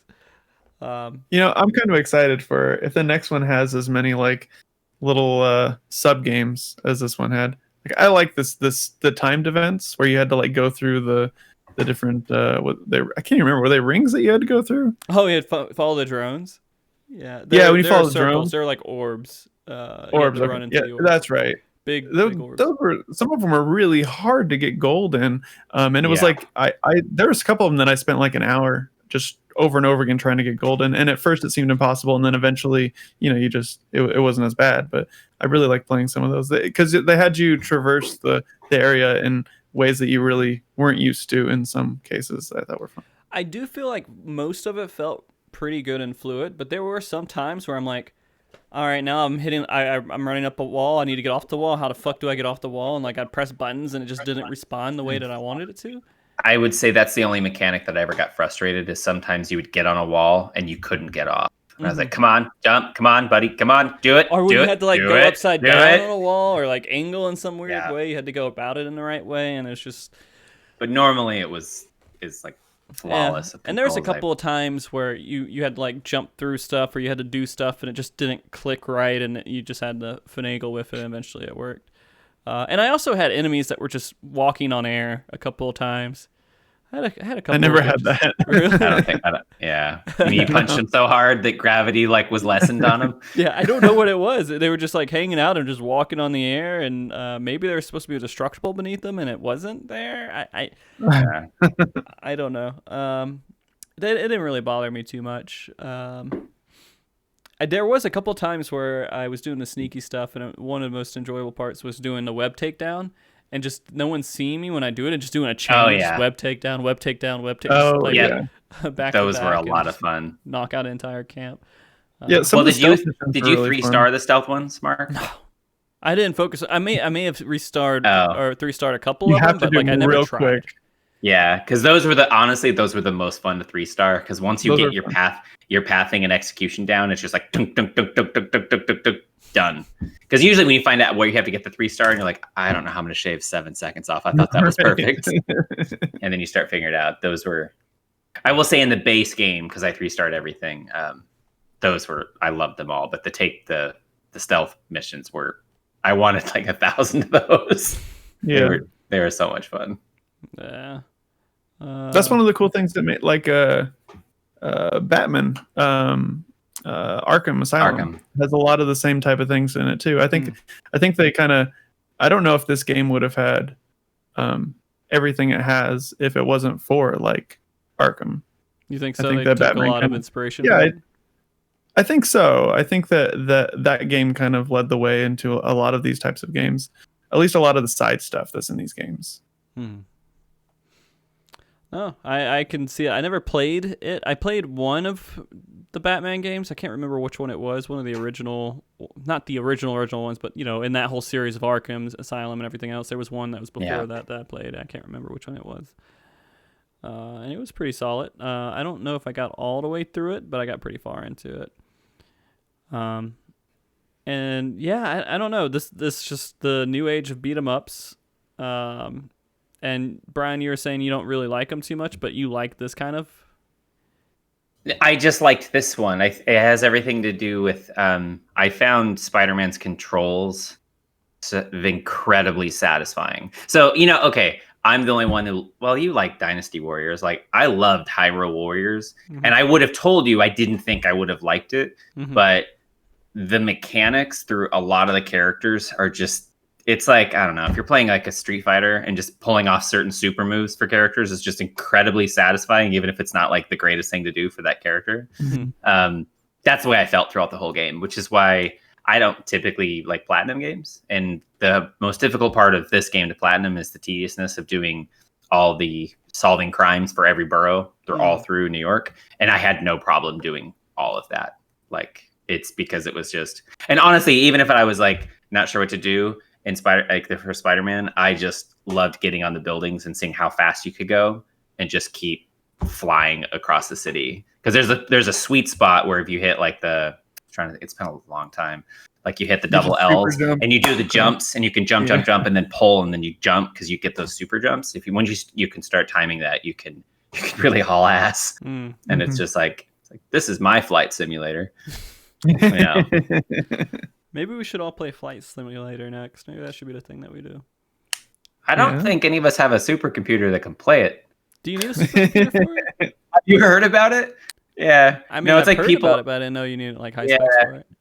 No, it's like you need I mean, I have a really good computer, but it's just the frame rates people are getting. Like, it's like you get like 6 frames and you're running. It's like the new Crysis. Like, we finally have a new game to test like how powerful your computer is. I mean, we're gonna have a new Crysis soon. So, I mean, it's the same Crysis, just remastered. But yeah. Oh, I didn't know if you were making an election joke. I mean, but, you know, you're not wrong. Rogue Squadron comes out pretty soon, right? That's kind of like Rogue Squadron. It comes out Friday. Not Squadrons. It's not Rogue. Is it just Squadrons? Yeah, okay. That comes out Friday. It's like a flight simulator, kind of. It is it is. We gotta play Resident Evil first, though. So I mean, there's like. That's true. Yeah. I gotta restart it. I'm not gonna go back to because it's been so long since I played it. I'm just gonna restart. But back to Spider-Man, there was one thing that came up today, and we were talking about it a little bit. Yeah. About them changing the face. One thing I really liked about it was that he seemed like a more adult Spider-Man, right? Like at age, like had some history, some experience. Like college age Spider-Man, not high school Spider-Man. No, past college. Like, he was working as a lab assistant. I'm sure he's past college and everything else. Like he was 23, like in his mid 20s, late 20s. I don't know. If I had to guess, I don't. Maybe. Mid to early 20s. But he's also Spider-Man, so I assumed he's seen some shit, so he's aged a little bit more in the face. Maybe, yeah. Because he had a lot of forehead wrinkles for sure. He's seen some things at this point. Yeah. And that being said, I do like that they were a little bit more adult with it, and people did die in the game, so there was some sort of like, hey, not everyone's invincible. It's not always going to be great kind of stuff. Yeah. But what? Sorry, we'll keep on the face thing because there's something else that came in my head about the story, but I can hopefully come back to it. I want to talk about Yuri and what the fuck happened with her because didn't she just disappear? The cop? She became a vigilante at one point, right? And then and started taking off all of the mob bosses by herself. I guess, but we didn't really. It's been a while since I played it, like the so DLC. I don't remember I think everything. that like she shot the dude in the head, and then she just Hammerhead. left. Yeah, she shot Hammerhead in the head and didn't really kill him. And then I think she quit the police force or something. And then I thought she quit the police force to become a vigilante, and I thought that there were snippets of like you finding out she was hunting down mob bosses after that or something. I don't know. Anyways, she went rogue due to her passions for revenge. Yeah. Because that one fight at the very beginning of the DLC where like everybody dies but you and her, like scars her completely. Yeah. That was the second DLC, I think, yeah. The second one, okay. Yeah, the first one was Black Cat. Oh, right. Yeah. And, then Hammerhead at the end blowing her up, and then you start to go after Hammerhead in the second one, and that was the thing. Hammerhead becoming like a mech suit. Yeah, it was kind of funny that like at the end of that he was just his head, and then like there was a skeleton, a mech skeleton, so there's no more body, it's just his head, so they just put his head on top of a robot He became body. like RoboCop. Yeah. I thought he was like Grievous. He was just a little bit of human left. Yeah, it was More. it was pretty funny. I don't know, I wasn't really attached to like that whole story, the whole mob thing. It just felt so little compared to like everything else you dealt with. You're like, oh well, now I guess the mob. Yeah, I guess it fits. It's a tiny DLC story, right? Yeah. Like, yeah, well, it's and a it makes $10 sense. each, and DLC it's not as epic in scope as the primary story. No, not in any regard. I mean, it makes sense if you want to think about like vacuums with this type of stuff. So like Fisk left, so there was a vacuum. So then Mr. Negative's people came in, and then they got destroyed. So there's a vacuum, so the mobsters can rise. And so I think they're just trying to. So we'll get back to the face thing in a second. I have some questions. So Fisk left at the very beginning, and then he was like, "You don't know what I'm holding back." Was he holding back Martin, Mr. Like what was he? Like he made. I don't it seem remember. like, it made it seem like something bad was going on. And then all of a sudden, there's tons of money for Octavius. Was he getting money from was it okay? So what was happening was Mr. Negative was stealing money to give it to Octavius, I guess, was what was happening. Yeah, I don't remember. Because they made a very big goal of him going around and taking money. They're like, why do you need all this money? What do you need all this money for? Doesn't make any sense. And then Octavius suddenly like, oh, we have this person sponsoring us. We have all this money. So that whole thing was in plan long before, I guess. I don't know. Maybe that it was in plan way before we realized Octavius was going into a bad guy. I don't know. Yeah, maybe. Yeah. I don't really remember. It's been a while since I played the beginning of the game. Yeah, because Fisk was that was it, and then Fisk wasn't even one of the bad guys at the end. It was just like he was done pretty quick, so it felt weird. Anyways, face changing. We're now young pup Spider-Man, which feels weird, but you said that was because the writers wanted it to, or the people who were making the game wanted it to be matched closely with the voice actor?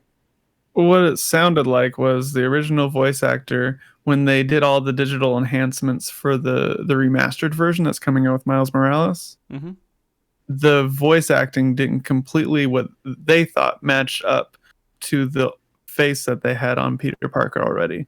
So they thought they needed an updated face to match the vocals. Did they do new voice acting?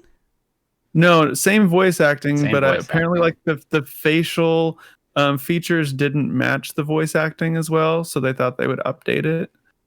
I don't know. I'm with you though. In general, I like the older version because Peter Parker is generally portrayed as someone like geeky or babyface or something like that, and I liked having an older Peter Parker.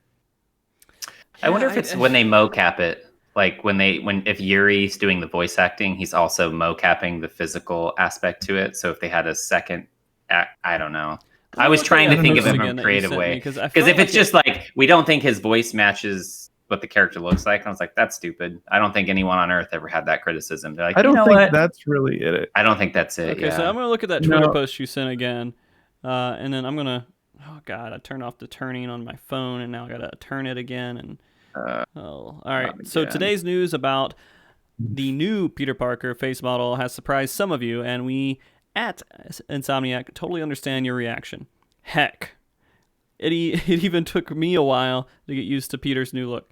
But as we discussed the franchise's future and moving forward to the PlayStation 5, it quickly became apparent that delivering even more believable looking characters made finding a better facial match for actor Yuri Lowenthal, who we all love as Peter, a necessity. So they were saying that basically they want it to be more believable looking characters finding a better facial match for the actor Yuri.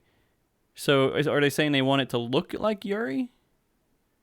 Well, that's what I was curious if Yuri was going to be mocapped and then they don't want to use Yuri's actual face, so they have this other actor who looks similar to him. Or this is their really creative way, being like, we're sick of this face and we want to do a whole new face for a lot of other games. I mean, that's what it makes sense to me too, is that they were going to motion capture them. But then again, you don't it doesn't have to look because if you look at the characters for Last of Us, I mean, the people who voice acted them they didn't exactly look like those characters, and so I don't. No, I don't. I really don't know.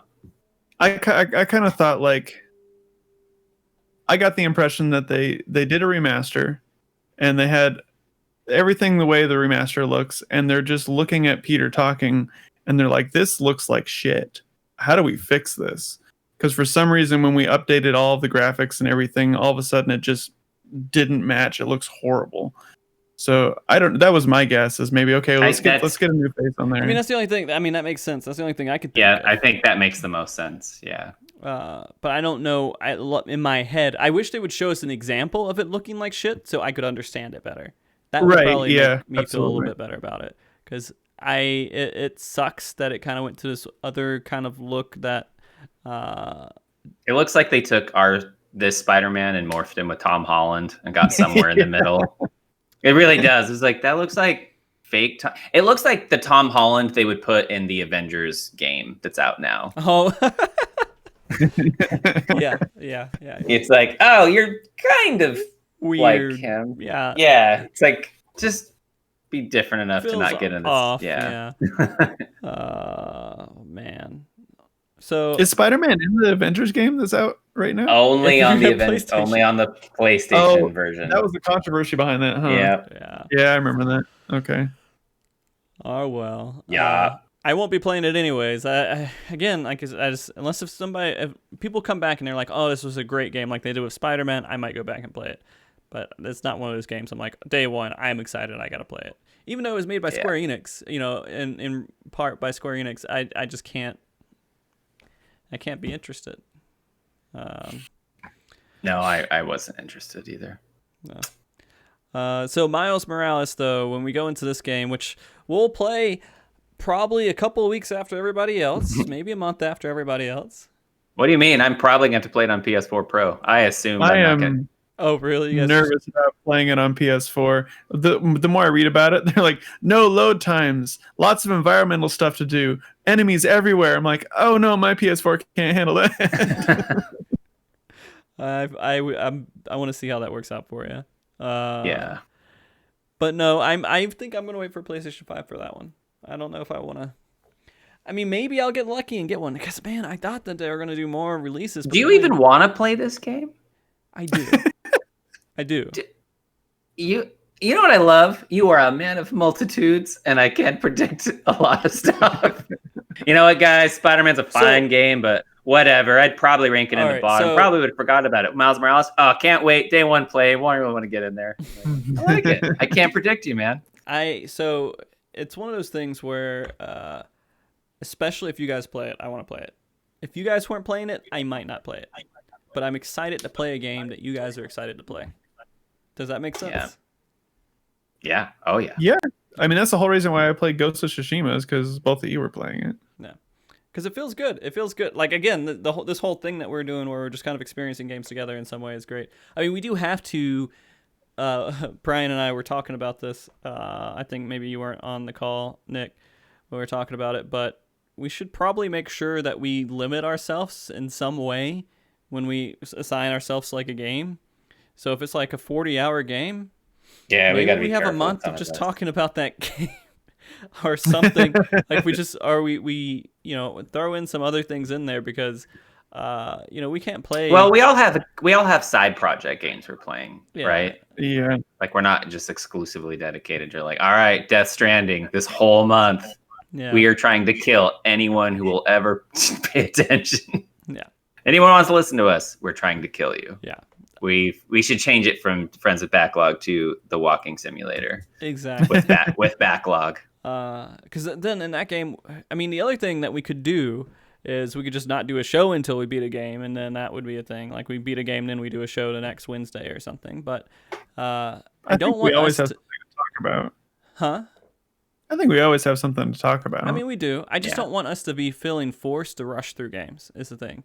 Like, I agree. I don't want to do that we either. set like a limit. Like we say, all right, well, maybe we'll do 10 hours a week of the games or something. Like we just something that could be possible to be binged through if we had to, but something that like isn't going to take up our lives to try to talk about it on a podcast in the middle of the week. Right, because we don't actually work for a video game company where we have to like get this done, get our articles published, and get on the podcast. Yeah, it's like we're here to fuck around. Yeah. So I think that we need to make that a thing, just as long as we don't overdo it, and as long as I think Resident Evil, you guys said, was pretty quick, like less than 10 hours or something. All of our Halloween games this whole month aren't. Except for Amnesia, we don't know about that yet, really. Right? Oh, that's fair. That could be 40 hours. But that's the one at the end, so it's okay. Yeah, could be the horror simulator. Yeah. I mean, I'm assuming it's going to be a lot of reading in that game. So. It could be. I mean, who knows if it's more like Soma or anything? There wasn't a lot of reading in that. It's not disco level reading. Yeah, I mean, disco's now the far end. If there's more reading than disco, we're just actually reading books to each other. Like, tonight's stream, we're going to start with A Tale of Two Cities. It was the best of times. It was the worst of times.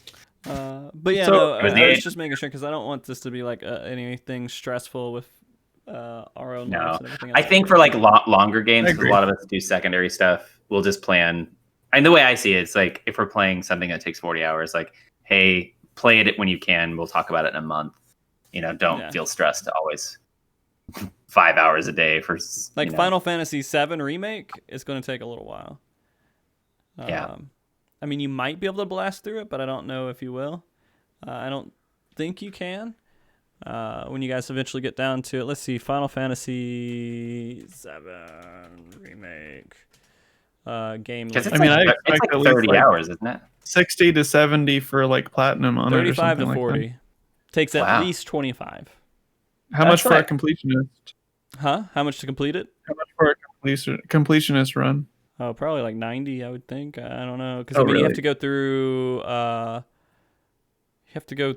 The hardcore, I would assume, again, or hard mode afterwards. Let's see. First playthrough plus hard mode is 60 to 80 hours. Wow. Okay.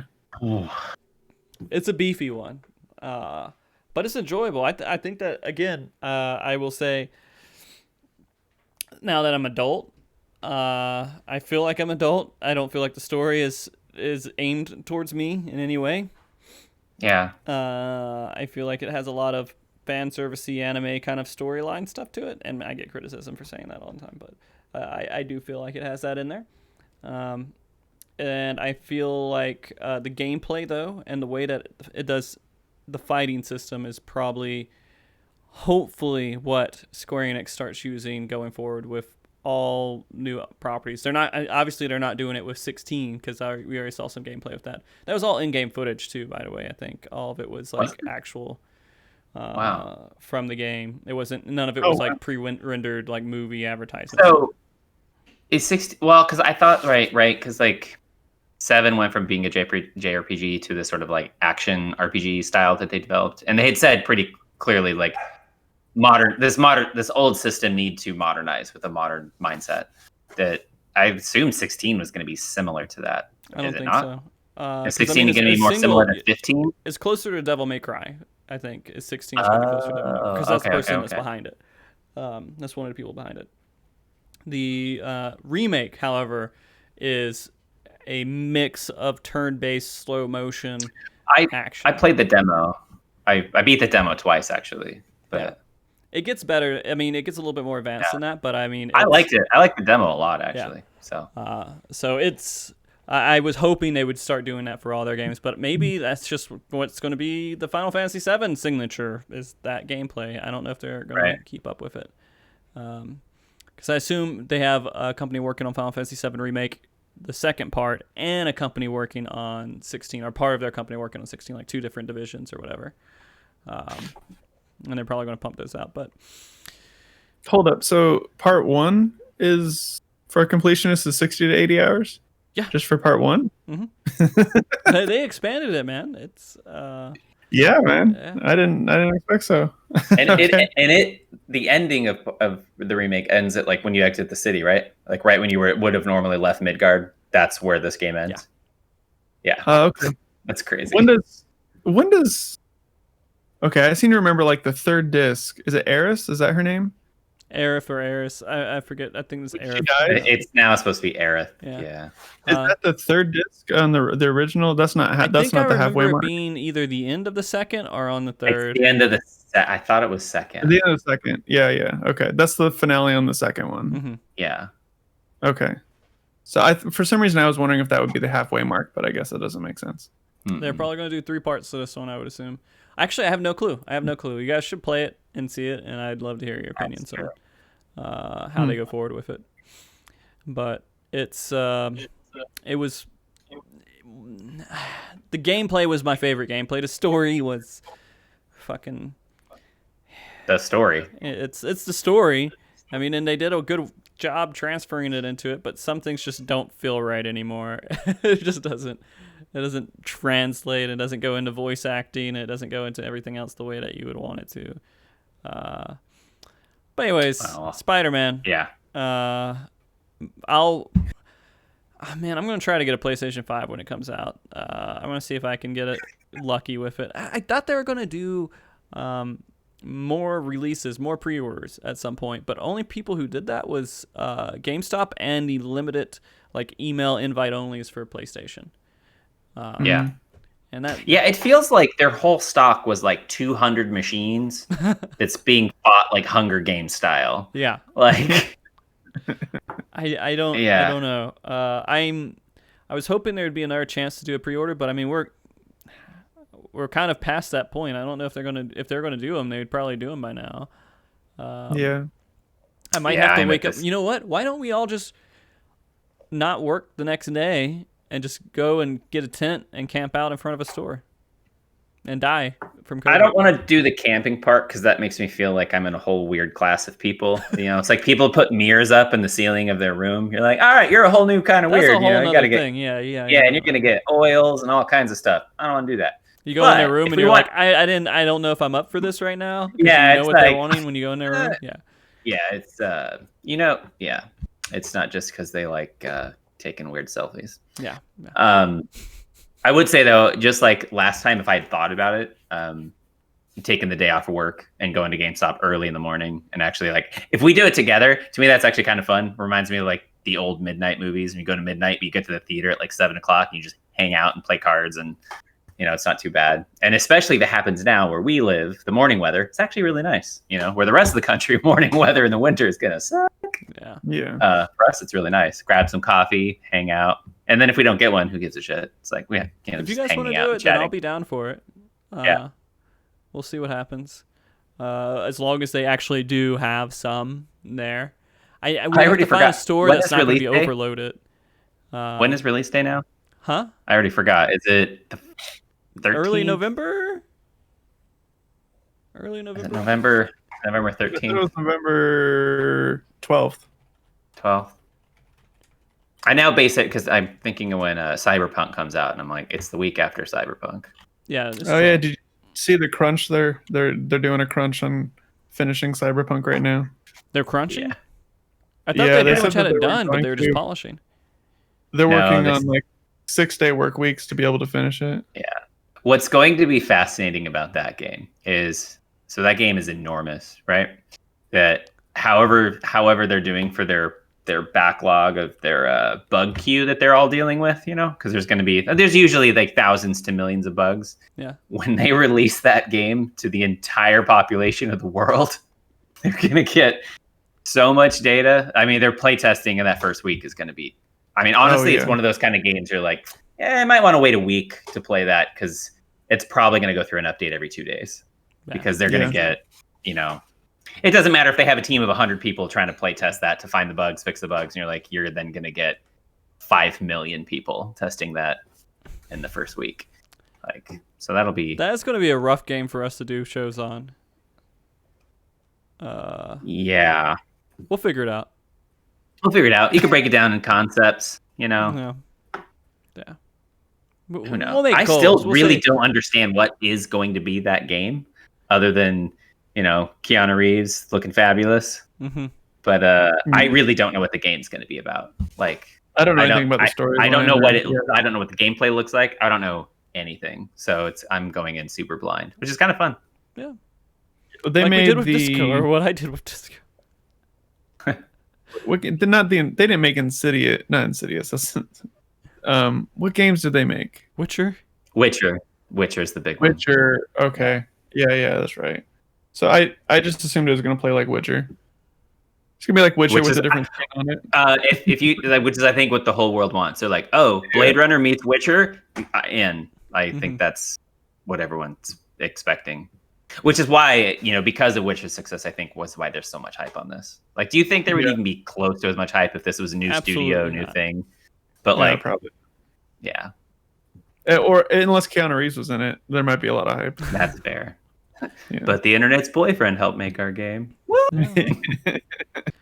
All right, so we'll figure out how to do shows with that one, and maybe we'll have PlayStation 5s. I don't know. I think that we should find a store that you guys know the area better than I do, but stores you think that there are people who wouldn't camp out, like that population just doesn't have people that would camp out. The one by Nick's house is probably the best. Is it?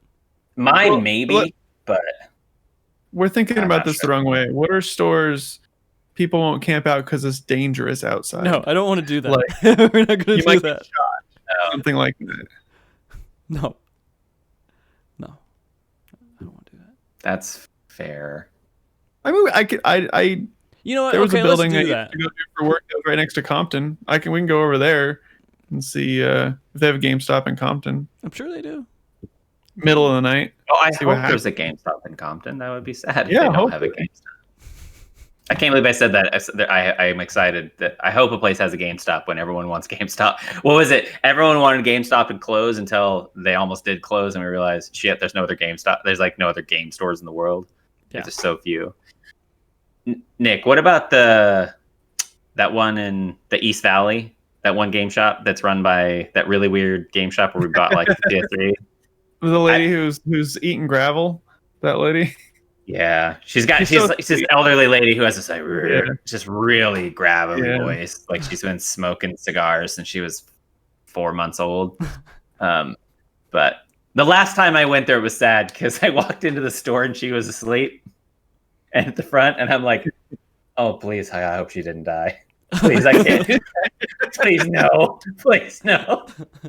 I rang the doorbell, opened the door a couple times, and it made pretty loud noise. And you're like, shit, it's not doing anything. Oh, crap. And then I waited, and she woke up, and was like, oh, thank God. I was like, I don't know if I reported it. That would have been a horrible situation. I was terrified and then so relieved.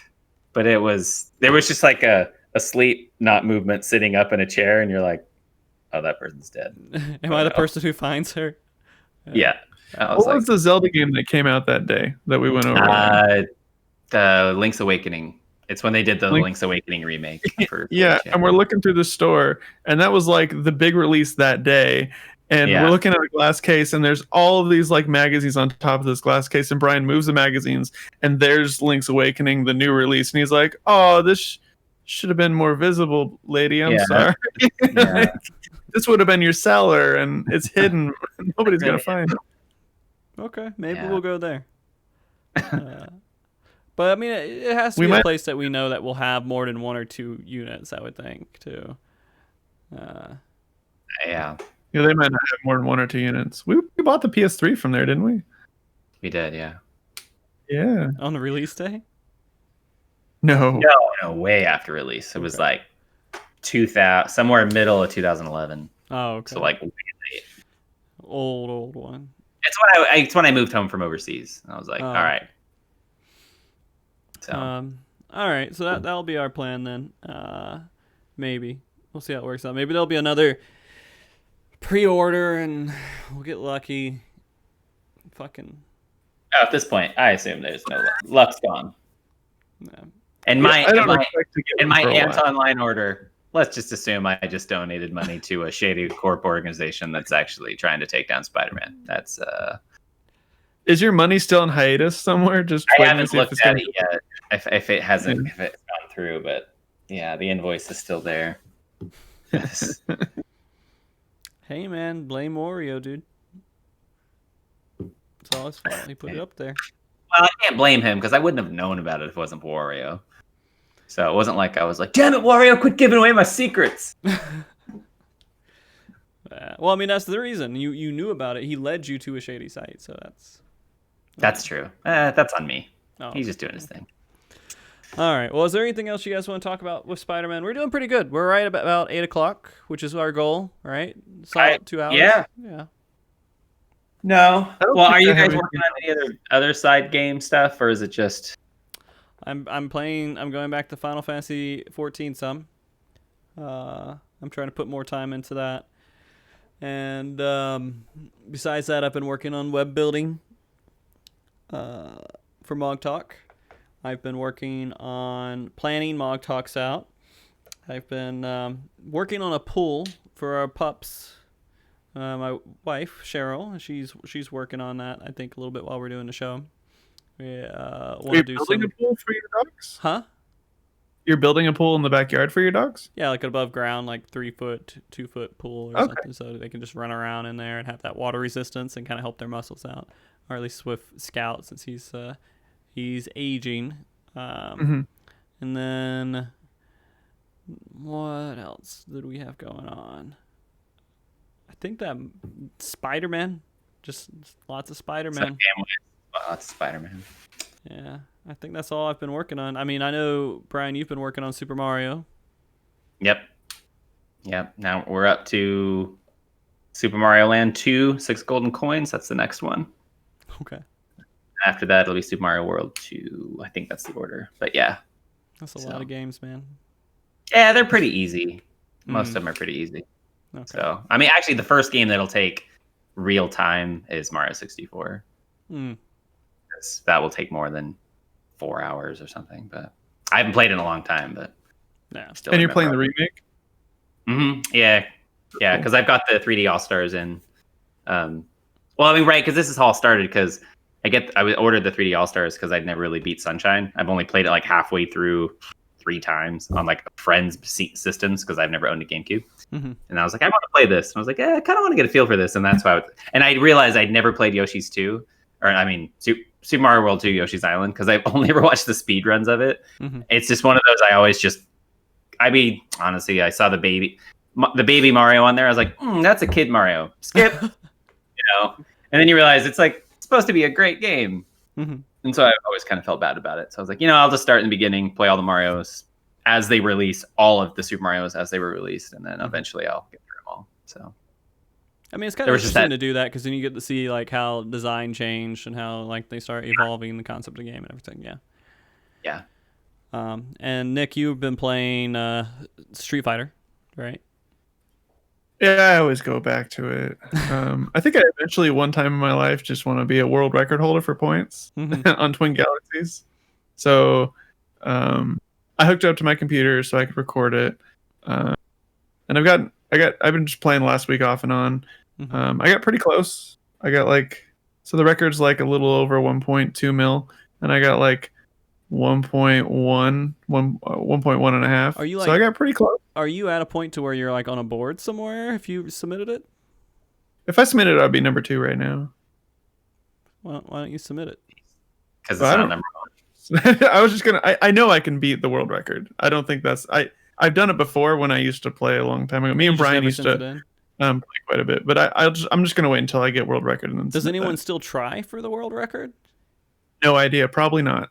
Nope. It's easy to get. No one else is doing it. But once the whole world cares, you're like, shit.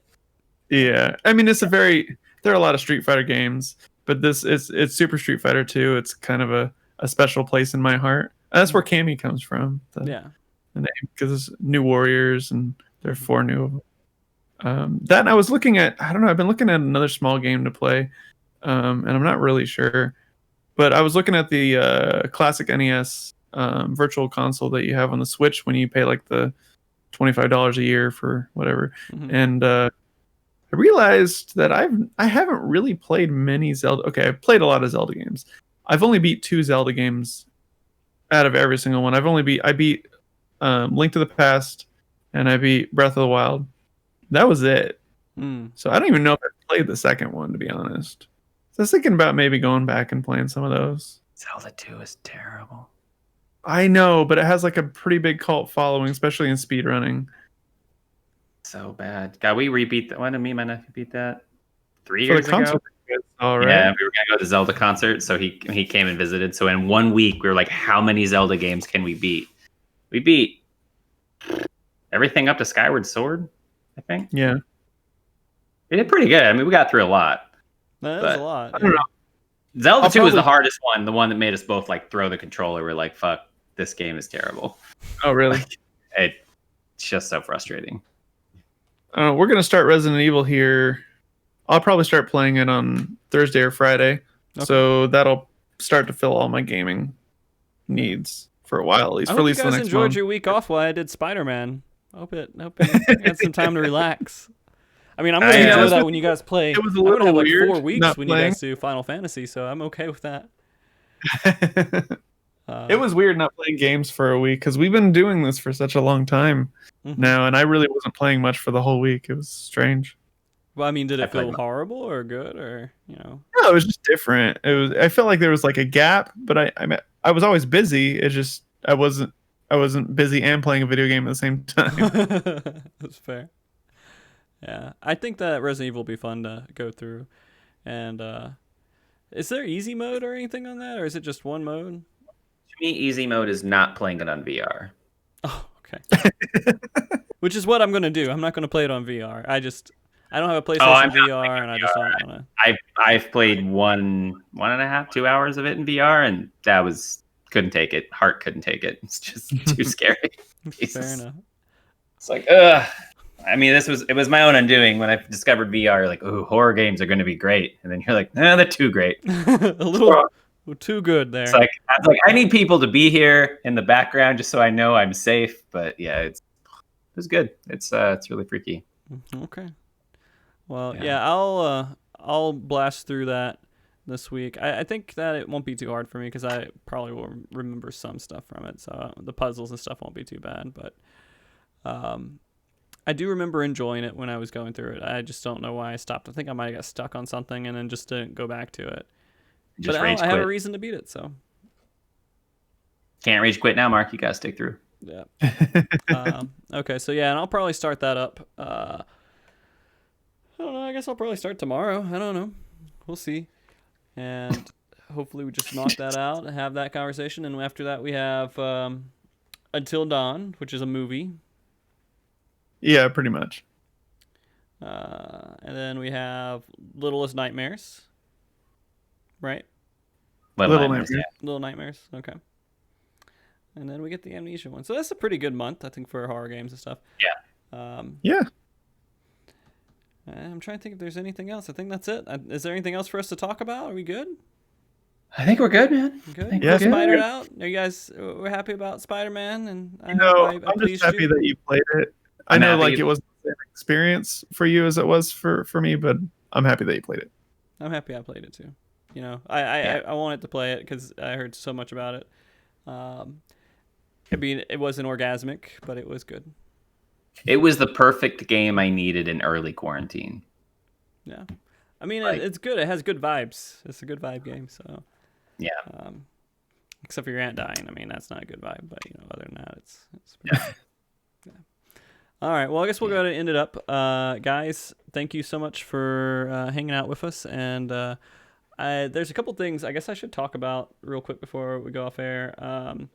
With Mog Talk, someone approached me.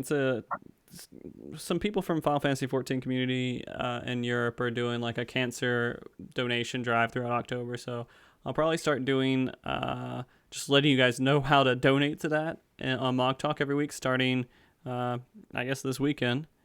And so we'll be seeing that a little bit. And I'm going to be talking about Final Fantasy 16 all next episode on Mog Talk, by the way.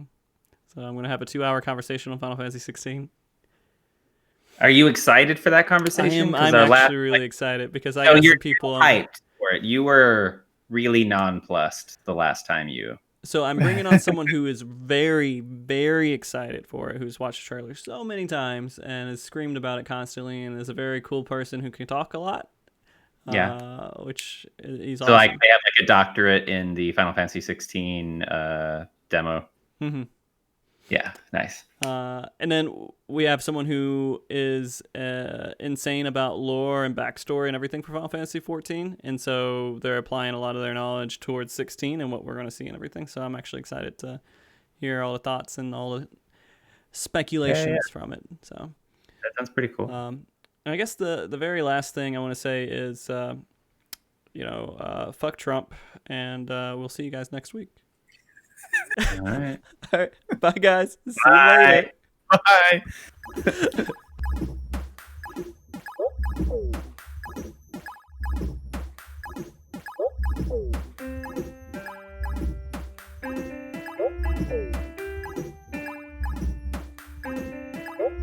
Bye.